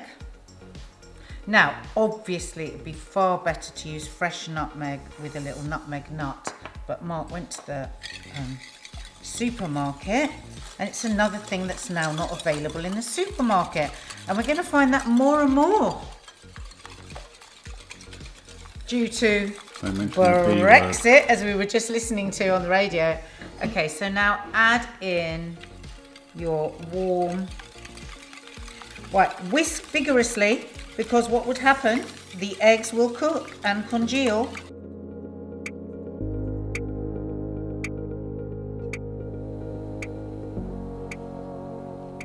What's wrong? I don't think I should do tarts. They're just, I'm no good with them. Mark, so that custard, which is quite thin, look, very thin. It's very strange that the recipe uses whipping cream, which is very thin. So what I'm going to do is put the tin in. I've kept the tray in there. This is the tray. Oh God. Okay, so what I'm going to do is put the tray in and then pour the custard in, because just moving it around. So you're going to quiver. I don't think it's going to work. So it's got 4 egg yolks in, 2 whole eggs and 4 egg yolks. I mean, she is the most brilliant cook. Look, it's going to fit in perfectly. Look. And I suppose because it's going in for a long time, at 120 for 40 minutes, then that's the same as putting the custard back into the pan. I think it's going to be fine. I think it's going to quiver just like the quivery M&S one. Anybody that is a regular sweet maker, pastry maker, cake maker will be laughing their heads off at me now, won't you? Going, Nadia, of course it's going to cook because it's on 120 for 45 minutes, the same as simmering it. But you know when... Mark! Anyway, hopefully these fucking tart is nearly finished. I've said the same of you. Oh, Mark! Right, Cheech. Oh, Mark, tart's ready. Oh. Wait for me. Do we think it's going to work? I do, actually. I think probably at 120, just 45 minutes now, it will have thickened. Oh. What? It's leaked a bit. Oh, looks alright. Oh, see, it's... Oh! Oh, it's still wibbly. God. It's so wibbly wobbly. Oh my God, that's never gonna set. I gave it an extra 10 minutes as well. Plus, also, if you leave it for longer, that's going to incinerate, isn't it, the side? I'm just gonna leave it in there and see what happens. It's got a bit of a skin, babe. I said to you, surely it needs to be cooked. Not my fault. I didn't write the recipe. Fucking hell. There might not be a dessert today, guys. You can't say that. Well, I can't. I'm not doing another one. If there not isn't- what I've been through with this If tart. there isn't, I'm going to buy some from the supermarket. Oh my God. Let's have a look. Now, I just turned it off. Oh my God! Look! No. A slight quiver. Oh my God, I think it's actually bloody worked. Still doesn't look like the Marks and Spencer's one. Mark. Oh. Yeah, is that good? It's a thing of beauty. There's a nutmeg. That's Put a bit beautiful. more nutmeg on. Do you think? I Yeah. think you can overdo the nutmeg, No, don't no, you? no, no, no. You know you can hallucinate on enough nutmeg. Shall we? Oh, God, babe, hang on. It's too risky. Go for it. Oh, shit. Dramatic music. Oh, What are you doing? because it stopped. Yeah. Hang on. Oh, look at that. Oh, that fell off, but... Come on. Just got some vapors on. What do you think? Oh, beautiful. We'll have to wait for it to cool down for you to try it, Mark. Oh yeah, and I'm gonna be a harsh judge, because if it doesn't match up to my nan's Marks and Spencer's gloopy one, The pastry's out of this bloody world. it's got to have more nutmeg. Right, Lisa is having the 3-day epic Oh no, this custard is tart. real. This is so much pressure. If it's not nice, tell But me. what if it's not nice? Just tell me. I can't do that. Come on, shove it in your You're gob. my mate. Shove it in your gob. I'm shit at lying. I'm really shit. Oh my God, this is such a big build-up now. I love custard. It better be nice. Oh my God. I'm not gonna lie. Oh my God. Do you know what I was thinking? I was thinking it was gonna have a bit of lemon in it. I don't know why, because it looks like a lemon tart. Yeah. It's so light. And I'm fussy about my custard. That is lovely. Well done. It wasn't my recipe, I used Felicity's Coke in the Is garden. it? Yeah. Well But I done, had to cook Felicity. it for half an hour more than she said because it was pure liquid in 45 minutes. So why are you pinching recipes on this? No, I do use recipes sometimes. I'm no baker, do you know what I mean? No You baker. are. Nah, I'm not. No. You are. No, I'm really not. I'm shit at it. This is amazing. And really nice is that you've taken something from somebody else and really enjoyed somebody else's recipe and you're shouting about it. Yeah, so that's exactly. really nice, actually. Well done, we Felicity. aim to please. And well done for doing it. I like Felicity. I was just coming over to do a nice perfect slice of it and everybody's in here eating it. I take it. So delicious. I have to say something, and it's very, very important. The pastry and the custard is just as good as Marks and Spencer's. Oh my God. It has the Thank soggy, you, Di. it has the Oh, I soggy hope so. pastry, the wibble wobble custard. I'd say it's even better. It's really good.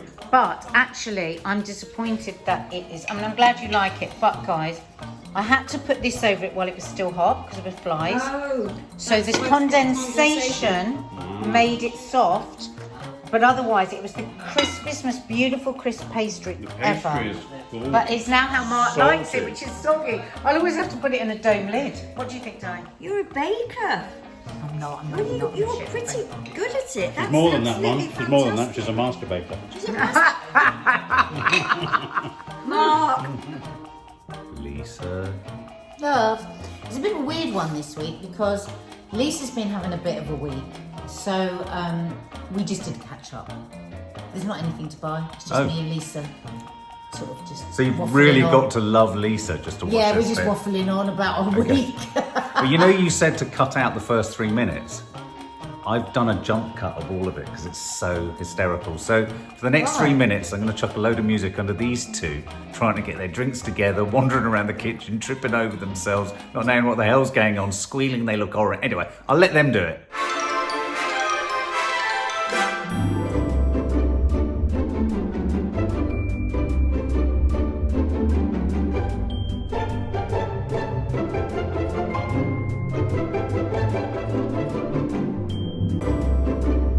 My volume's up.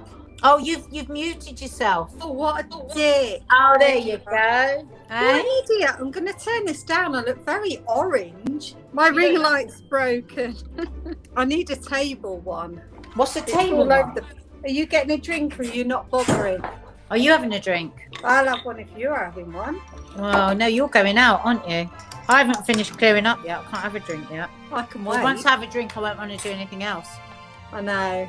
Just to have a drink on a Saturday night before we go out to dinner. Shall I turn my notifications off? Because then people bloody ring, don't they? If I can do it, because I am an idiot.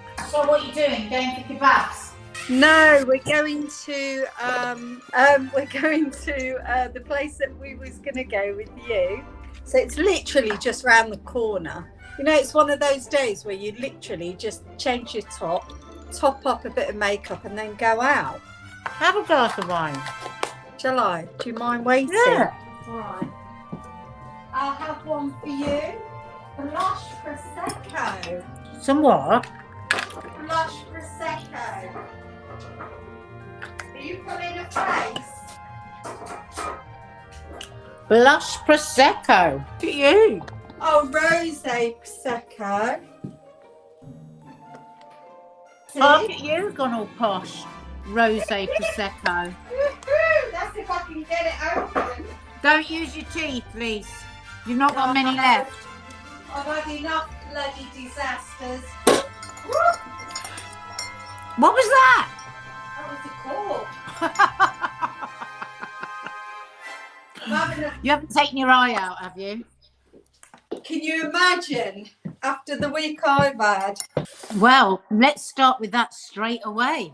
So, Lisa Okay. loves, Lisa loves, Lisa loves. Lisa Everyone loves. thought you died last week because you weren't on.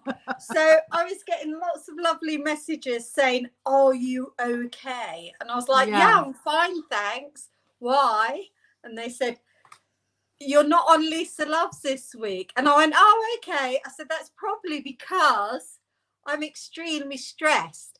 And what Mark and Nadia does is that they don't ask anything of you. And vice versa, if one's very stressed. So being stressed, I couldn't think of anything to find what I love about, apart from having good friends and a nice glass of wine, because nobody died in the end. And but what I do it was love, a pretty traumatic time. So let me set the scene. Lisa got a last-minute job at Junior Bake Off. First of all, tell us a bit about what that was like. No, so I've signed a disclaimer there, so I have to be really careful. Yeah. So first of all, I got a phone call from my friend she was in Birmingham, and she says, "Are you all right?" And this was 7 a.m. on Saturday, and I'm like, "Yeah," because I'm an early riser. You know that. You're the same. So I'm sitting there having a nice cup of tea, and she goes, "Do you fancy coming to Birmingham?" And I went, "All right, okay, what for?" Like thinking a job on Wednesday. She goes, "To do the wall." And I went, "Oh, okay, that one with Danny Dye. Yeah, cool. When?" She goes, "Now." And I went, "Now? Hello, gorgeous. Mwah. You've got stores behind you." And then I was like, "Oh, okay, what's happening?" Anyway, long story short, somebody caught COVID, and the makeup artist was with that somebody that caught COVID, and therefore she has to isolate. It's just a nightmare. So the nightmare for self-employed people. It's just a nightmare because she has lost a hell of a lot of money, and therefore she has to isolate and do the right thing in case she then becomes ill and gets it. Now this is the second time it's happened to her on the wall. God. You know, she started the job and then had to leave, so that's, you know, a nightmare. So I went up, did the wall, saviour, Lisa to the rescue. And then the one that got COVID again said, "I'm doing another job. Can you cover me for that?" So I went straight from the wall in Birmingham to Bake Off in the countryside. I can't say where it is. And I love Junior Bake Off. I know, it's the most amazing thing. I can't talk about it. But if anyone's a Bake Off fan, oh my Lord, they're incredible. You can say that. To the screen. As long as you don't say anything about what the cakes are and what the... Yeah, I mean, the talent is just insane. It really is insane. When does it start? I love it so much. I don't know when it's still running now, so we're still filming now. So then, you know, when it starts, and lots of surprises in it and lots of tears. But they're only little. They're like wee little things. And I must say, I'm absolutely in love. Not in love in a fancy way, but adore Harry Hill. Now, I love Harry Hill. What was he like? Oh my God, I've done his makeup a few times before, you know, on Good Morning Britain or whatever. But he's the kindest, considerate, soft, gentle human I've ever met. He's lovely. I love him. So you know, he used to be a GP. Yes, I know. Yeah, loads of people say, "Do you know he used to be a GP?" And I go, "Yes, I know." Anyway, so he wears lots of badges and his funny little shirts with the big collars and stuff. I know, I love him. On his clothes, he had this. Can you read it? "I still miss Elvis." Oh. And I said, "Oh my God, I love Elvis. I'm a big Elvis fan." I love that badge. And his wife, who's a designer, makes them. Oh. And he said, "Do you know what? I have a few left over. Would you like one?" And I said, "Yes." I almost cried at this point, which I'm so silly, because I thought usually when people say, "Oh, would you like some?" you never see it. You just think, "Oh, well." Yeah. Or you go, no, don't be silly. No, don't be silly. It's fine. No, I actually said, "Yes, please. Thank you very much." Yeah, please. Can I have it now? So after dinner, he went and came back with two, a yellow one and a red one. And I absolutely love them. And I'm going to put this one. So did he say were both for you, or did you just nab them? No, he said, which ones, his words were, which ones would you like, yellow or red? And I said, I couldn't decide, because at that point I couldn't decide. And then he said, I know what, you can have both. Oh, I love him. I love him. But how sweet of him to remember and to bring them in. I tell you, in our business, that is rare, huh? And his wife is called Magda Archer, and she's just done a massive collab with a top designer. So she makes these badges. So that's even more special as well. But really, so I'm going to frame can this people one. buy them? Huh? Can people buy them? I don't think so, no. So I'm going to frame this one and put it in my little hall. Yeah, it's really cute. Yeah, I love it. It's so cute. So tiny little things like a badge that probably don't mean anything to someone, but really means a lot to me. So I love Harry Hill. I love Harry Hill. You said apparently he's done a painting of me. See, if I'd have known all this, and if I'd have known that you said, oh, I'm so jealous, I want to be his best friend, la la la, I would have told him every single thing of this. And are Paul Hollywood's eyes as blue as they look? Oh my God, they're like ice. Really? They're so blue. I always thought they added a bit of colour on the screen. No, they're beautiful, beautiful. So yes, the ladies are loving the Paul. He's lovely. Well, I've got. So you've shown us your badge. So I've just bought this book. What's that? Keep Sharp. Keep Sharp. It comes very highly recommended. Build a better brain at any age. Oh my 12-week brain training program. What do you actually have to do in order to keep a sharp brain? Tell me. Well, that's what I thought we could try and see if we could sharpen our brains in 12 weeks. Oh my God, can you imagine? Could you imagine? Because I forget things all the time. And so do you. You're getting worse. I'm getting you never worse. used to forget anything, but you do now. Never forgotten. Do you remember when I forgot Kiki's birthday and I turned up at your house and I was like, la, la, la, la. And birthdays are a massive thing for me.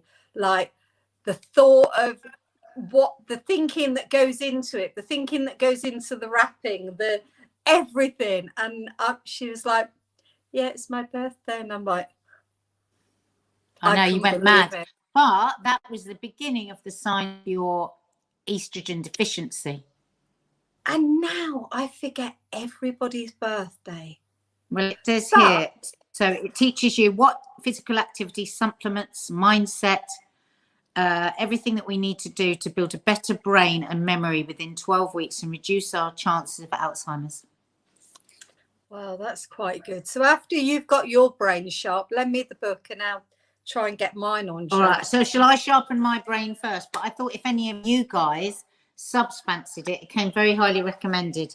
Keep Dr. Sanjay Gupta. Oh, isn't he on Sanjay GMB? Gupta. Don't you know him? Isn't he on GMB? Yes, he's brilliant.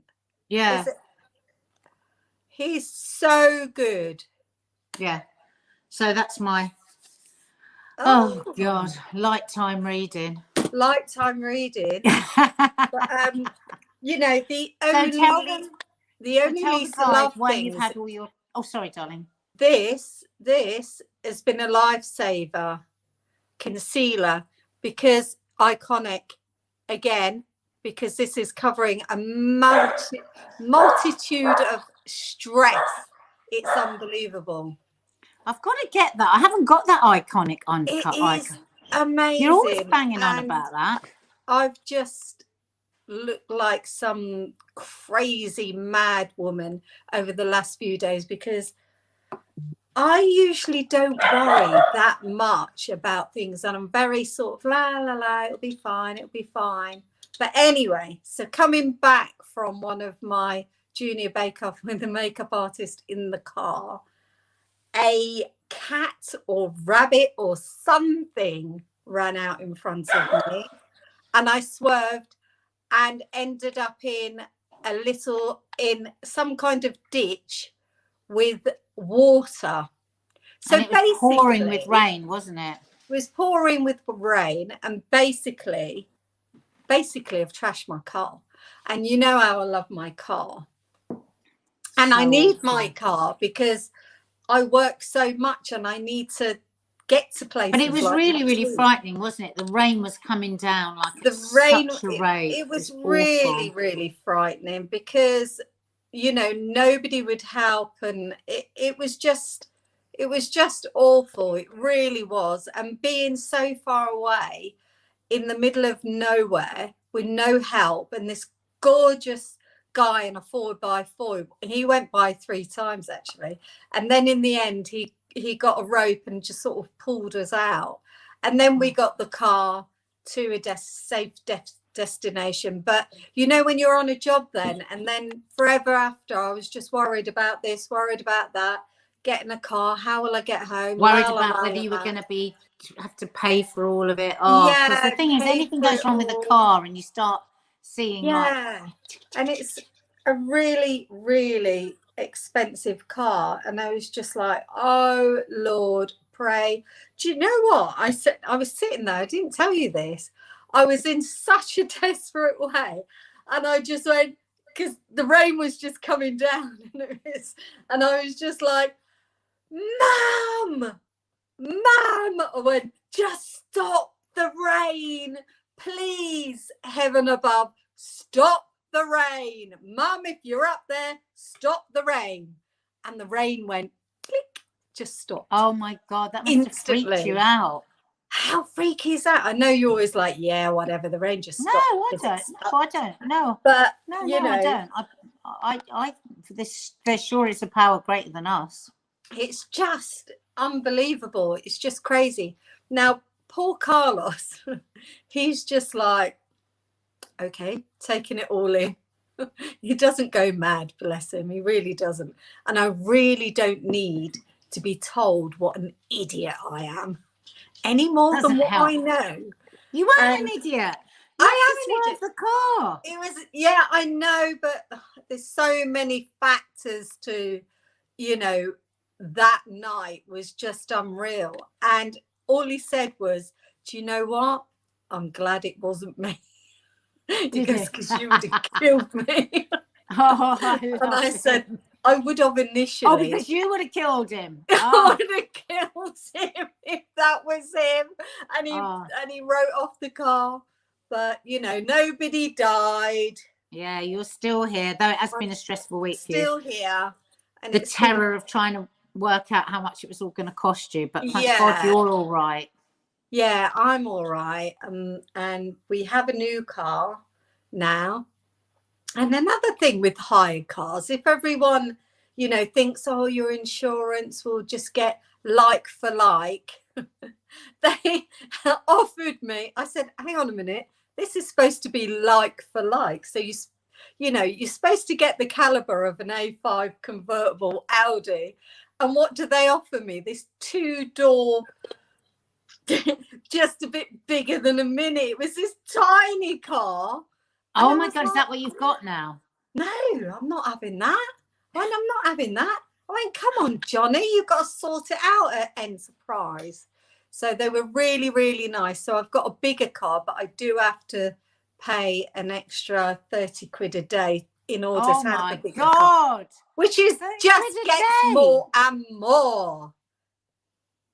Oh my God, 30 quid a day. But the reason why I couldn't drive that tiddly little car was because it's a manual car. Oh no. And I've got a dodgy leg, haven't I, on my right leg when I broke my ankle. So I did sit in this car. Can you remember how to drive a manual car?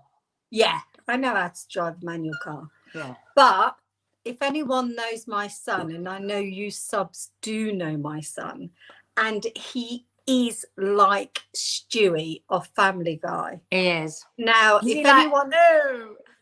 if anyone hasn't seen Family Guy, I think you should go up and look at Family Guy now and study Stewie, because that is my son. So the mere thought of me coming back, he did come with me to make sure I didn't get that tiny car. And he was just like, oh Mum, if it hurts your leg, then let's just bypass it. He was just and go thinking of your leg. He said, I'm just thinking of you and your health and your leg and comfort. And so yeah, we got the bigger car. He's such a Stewie.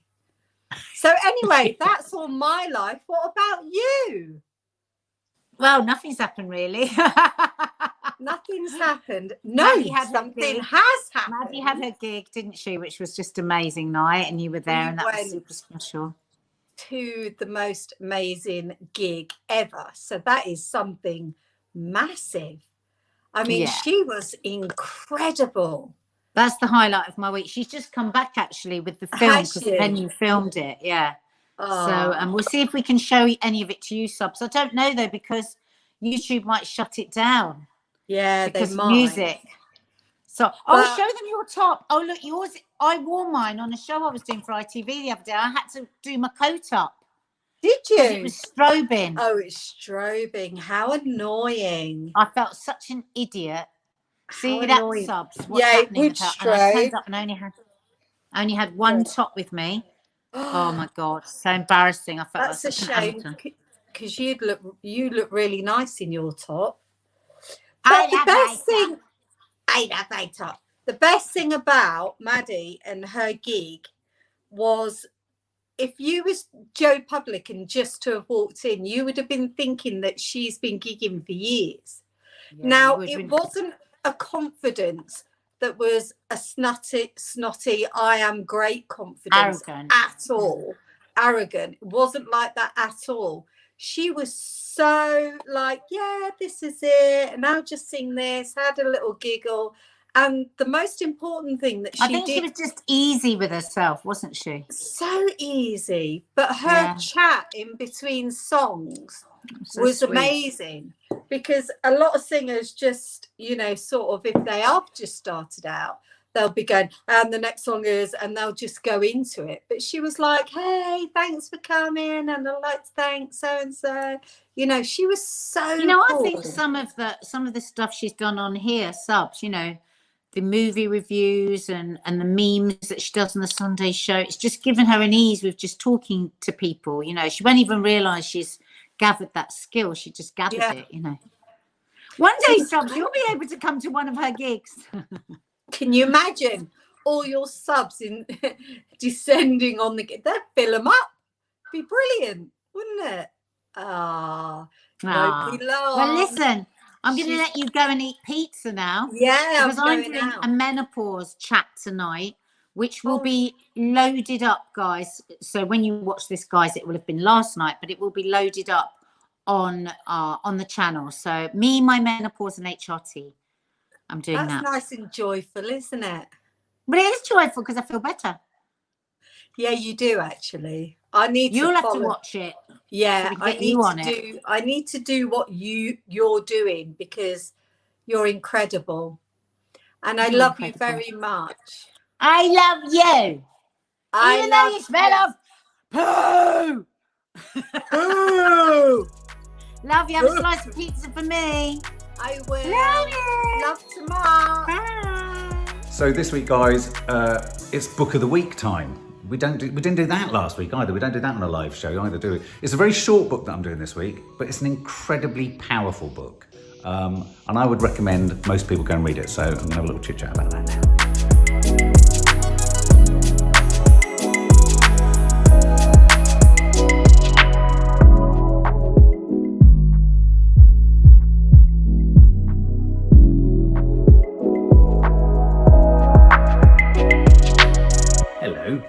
Book of the week, and it's a very thin book of the week, which is kind of suitable for these kind of busy lives that we lead. So I actually picked this up whilst I was in a bookshop, and it was right next to the till.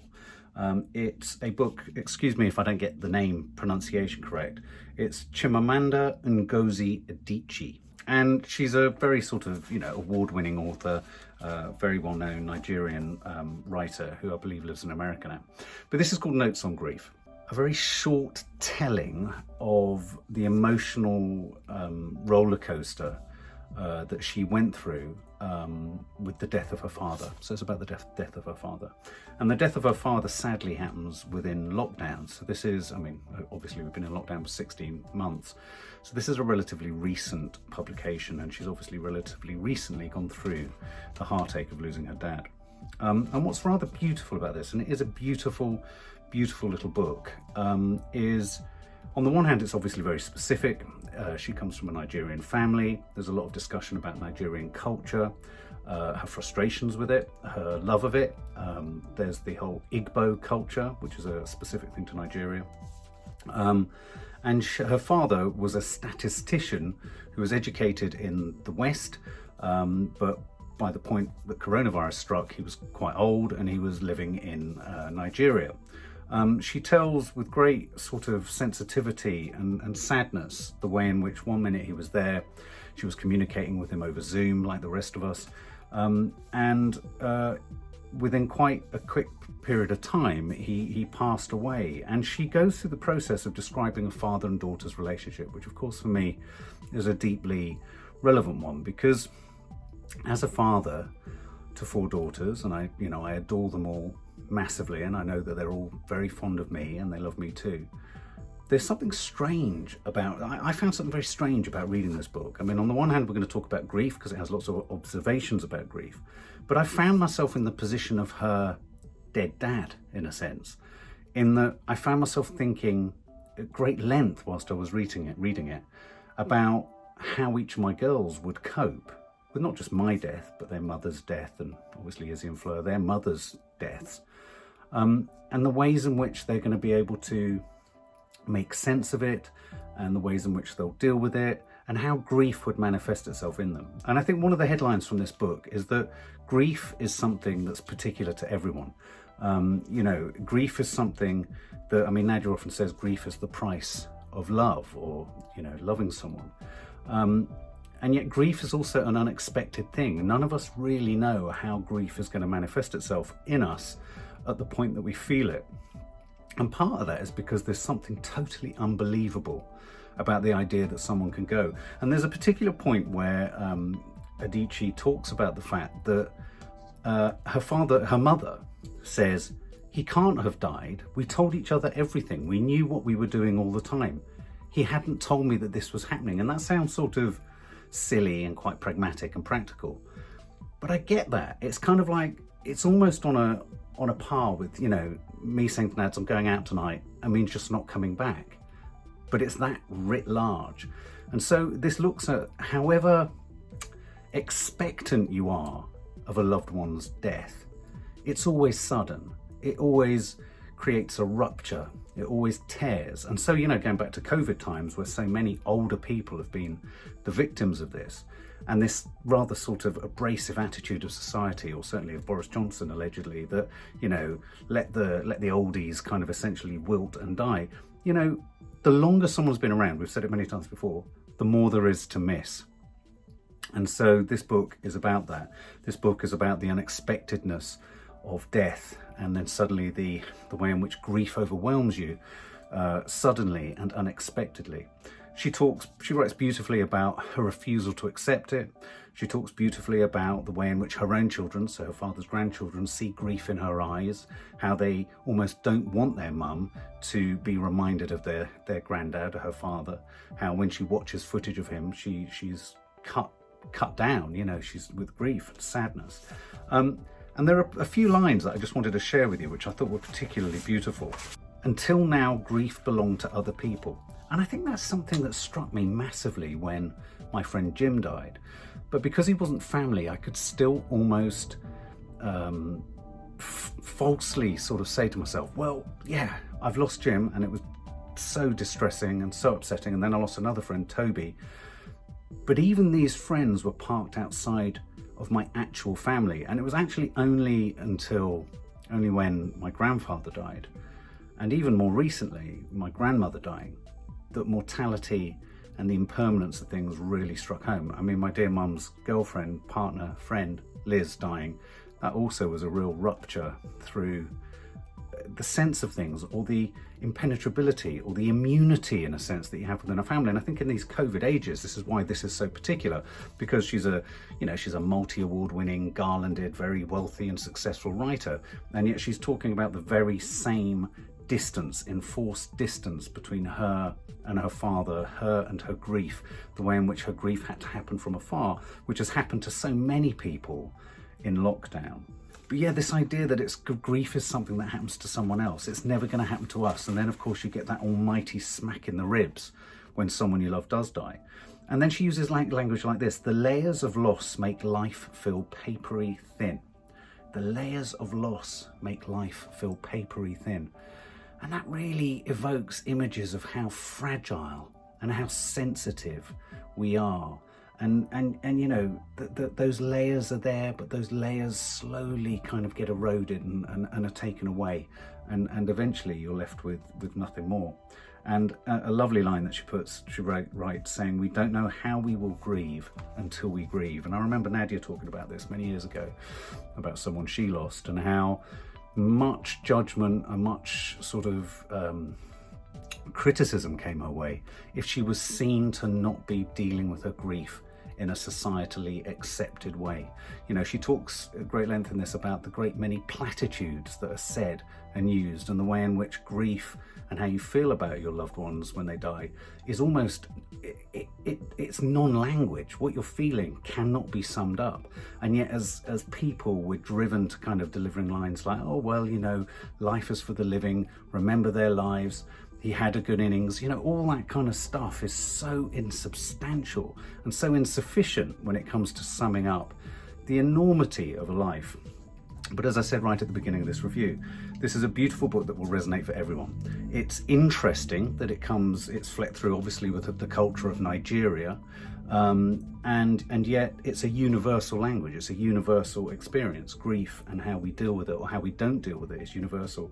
And you're just reminded that, as I always say to people, I don't think grief gets any easier. I don't think, you know, people often say, well, you know, after a period of time you won't feel it so much. I disagree. Grief is felt at the same level of burning intensity whenever you feel it.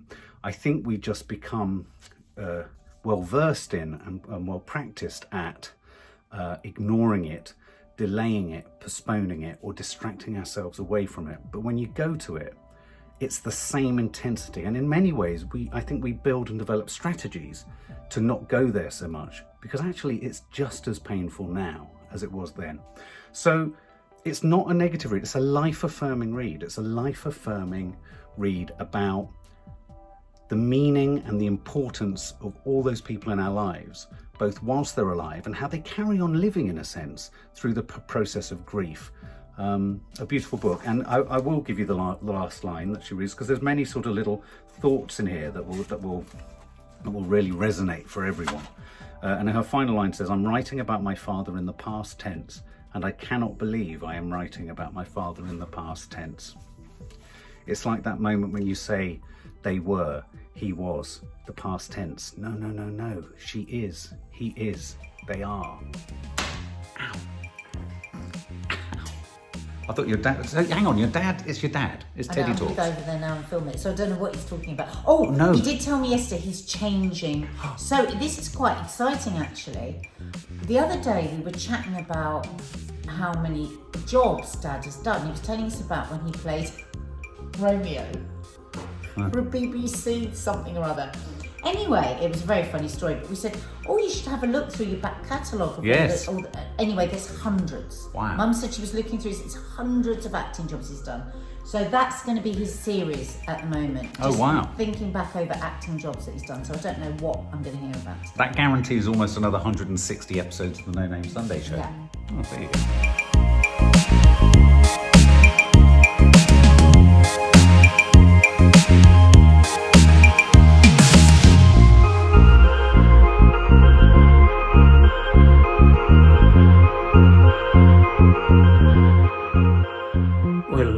This episode should be called The Road to Sitcom. Oh, yeah. Okay. Part of my memories. In the early 50s, I was a student in the Bishop School in Amman. I was neither bright nor dunce, but I was no good. Dad, Yeah, you're one of the smartest people I know. No, it is the truth. And I really didn't know which way I was going in life. And my English teacher one day said to me, his name is Mr. Perton from Cheshire, I think. He said to me, what are you going to do with your life? I said, a lovely question. I have no idea. He said, look, why don't you come and join our drama group? And we'll find something for you to do. I said, likewise, like what? He said, like making tea for the other actors. Lovely, no problem. How old were you? I was about 17. And so I joined the group and I was making the tea and I was happy in the atmosphere. It was nice. And one day they found a line which no actor would accept to say. So they said, oh, well, NADIA might do it. I think it was in The Winslow Boy, and it was the part of a reporter. All he has to do is come in and say, evening all. And are you sure he wasn't a policeman? Evening all. He probably. I think he might have been a policeman. I said, surely it is good evening. Oh. Isn't it? They said, no. I said, well, that's what the English say, good evening. They said, no, you've got to come in and say, evening all. And your Arabic accent would have been much stronger then. Yeah. So anyway, I did it. And it met with great approval by everybody. Got the mind boggled. And my teacher said, Nadeem, that was good. That's very good. I said, oh, is it? Well, then probably I could study drama. What do you think? He said, that's an idea. Really? Just like that? Almost, Wow. yeah. And that's how my connection started, you see. So he said, where would you like to go? I said, well, somewhere in England, you know. He said, okay, I will write to a few drama schools and see. And why did you think England, not America? I was culturally closer to England than America. Yeah. You know, America was, we did not see much culture there in those days, you know. Okay. But the culture was England. So, and I was in an English school anyway. So he said, I'll write to them and see what they say. Well, he wrote to 4 or 5 of them. Radha was one of them, you know, the big one. But one day we had a letter, cream colored paper with green printing on it, type. You know, never seen like that before. And he gave it to me. He said, we've had the answer for you. And it was, you know, the Rosebrook Training College for Speech and Drama, Lamarby Park, Sidcup. Oh! That's it. You see? He said, they are either good enough or daft enough to accept you as a student. But all of this was off the back of saying, good evening all. What did he say in his letter to them? I think he has real promise. He's got a future. Yeah. And he said he would be the first Jordanian to study drama. And I think they found that very exciting. Oh. Yeah. So you were offered a place? I was offered a place. Yeah. Oh my God. And I said to my teacher, you know, I haven't got much money. We haven't, well, how much do you think it will cost? It'll be about 100 quid a year, he said. Wow. Fees and bed and breakfast. And if you are kind enough to the landlady, you might get free dinner. For 100 quid a year? Yeah. So I was there for 3 years and my whole education cost £300. Yeah, this country was... What did your mum say when you said, I want to go and be an actor? She said, I've got a piece of land somewhere which I can sell. Oh. Yeah, she said, yeah, I like that, she said, because she had a great adventurous spirit. And I was the first one in the family to sort of look for a different sky, to live under a different sky. And she found that, and others found that very exciting that, you know, a young member of the family is actually trying to fly go somewhere else. So she was excited. She said, we'll sell a piece of land and we'll find the money, don't worry. So... Sorry, I'm still reeling from the fact that all this came from Evening All, yeah. which to me sounds like you were a policeman and not a journalist. It could be. We'll have to look up the play. But anyway, it was definitely one line and had to be... So can you remember how you felt when you said this one line? Very nervous. Where this epiphany came from? Very nervous. Yeah. You know, really, and rather well dressed for it, and, you know, trying to look sort of like a... English gentleman. Yeah. Terrifying exercise, that. So, and so he wrote, and we got the acceptance, and I was ready to go to Lamerby Park, to the college in Lamerby Park. And Lamerby Park was a very pretty place, very pretty park, you know, with a beautiful garden and a pond at the end where the swans were swimming all day. And there were about 300 girls studying there, all pretty young actresses. And every morning they would troop through the park to the college. And one day, a circle of gentlemen, a man of Kent or a Kentish man or whatever you like, decided it's time he exposed himself to the ladies. Oh my God! Oh my God! And the funny thing that her name was Penny, and I think she was from South Africa. And she was totally hysterical, and everybody was very excited. What screaming? Somebody has exposed himself to us. You know, we achieved fame at last. But the funny thing is that next day, the Circa police force, they were all dressed as gardeners, digging in the ground, waiting for the gentleman to come back and expose himself again. What, you mean they came as like we reported the event to the police, and the police said, yeah, where did it happen? And they all get dressed up in... Can you imagine something like that happening now? They wouldn't give a flying banana. Oh, no, That's no. incredible. No, I love that. 8 or 10 of them digging in the ground. Who sees a policeman being a gardener? Really? Yeah. And did they catch him? Just to catch one man who exposed himself. Wow, different times. Yeah, different times. So did they catch him? Eventually, yeah. Wow. Yeah, he was a bit of a loony gentleman, you know. Yeah. But the girls were very excited. Or scared, let's say. Anyway, that's episode 1. Next one is The Widows of Jaffa. Oh! Oh, yeah. We're gonna keep leaping here, you know. Oh, back and forth. Nobody stands still on this series. Oh, thanks, Dad. We like this new series.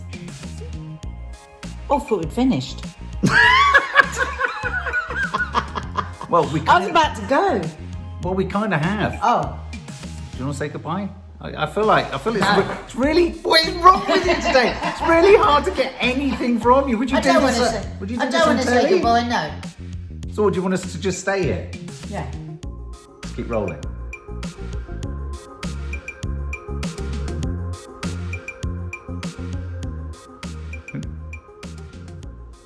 Bye. I'm not saying that. Say it. Hello.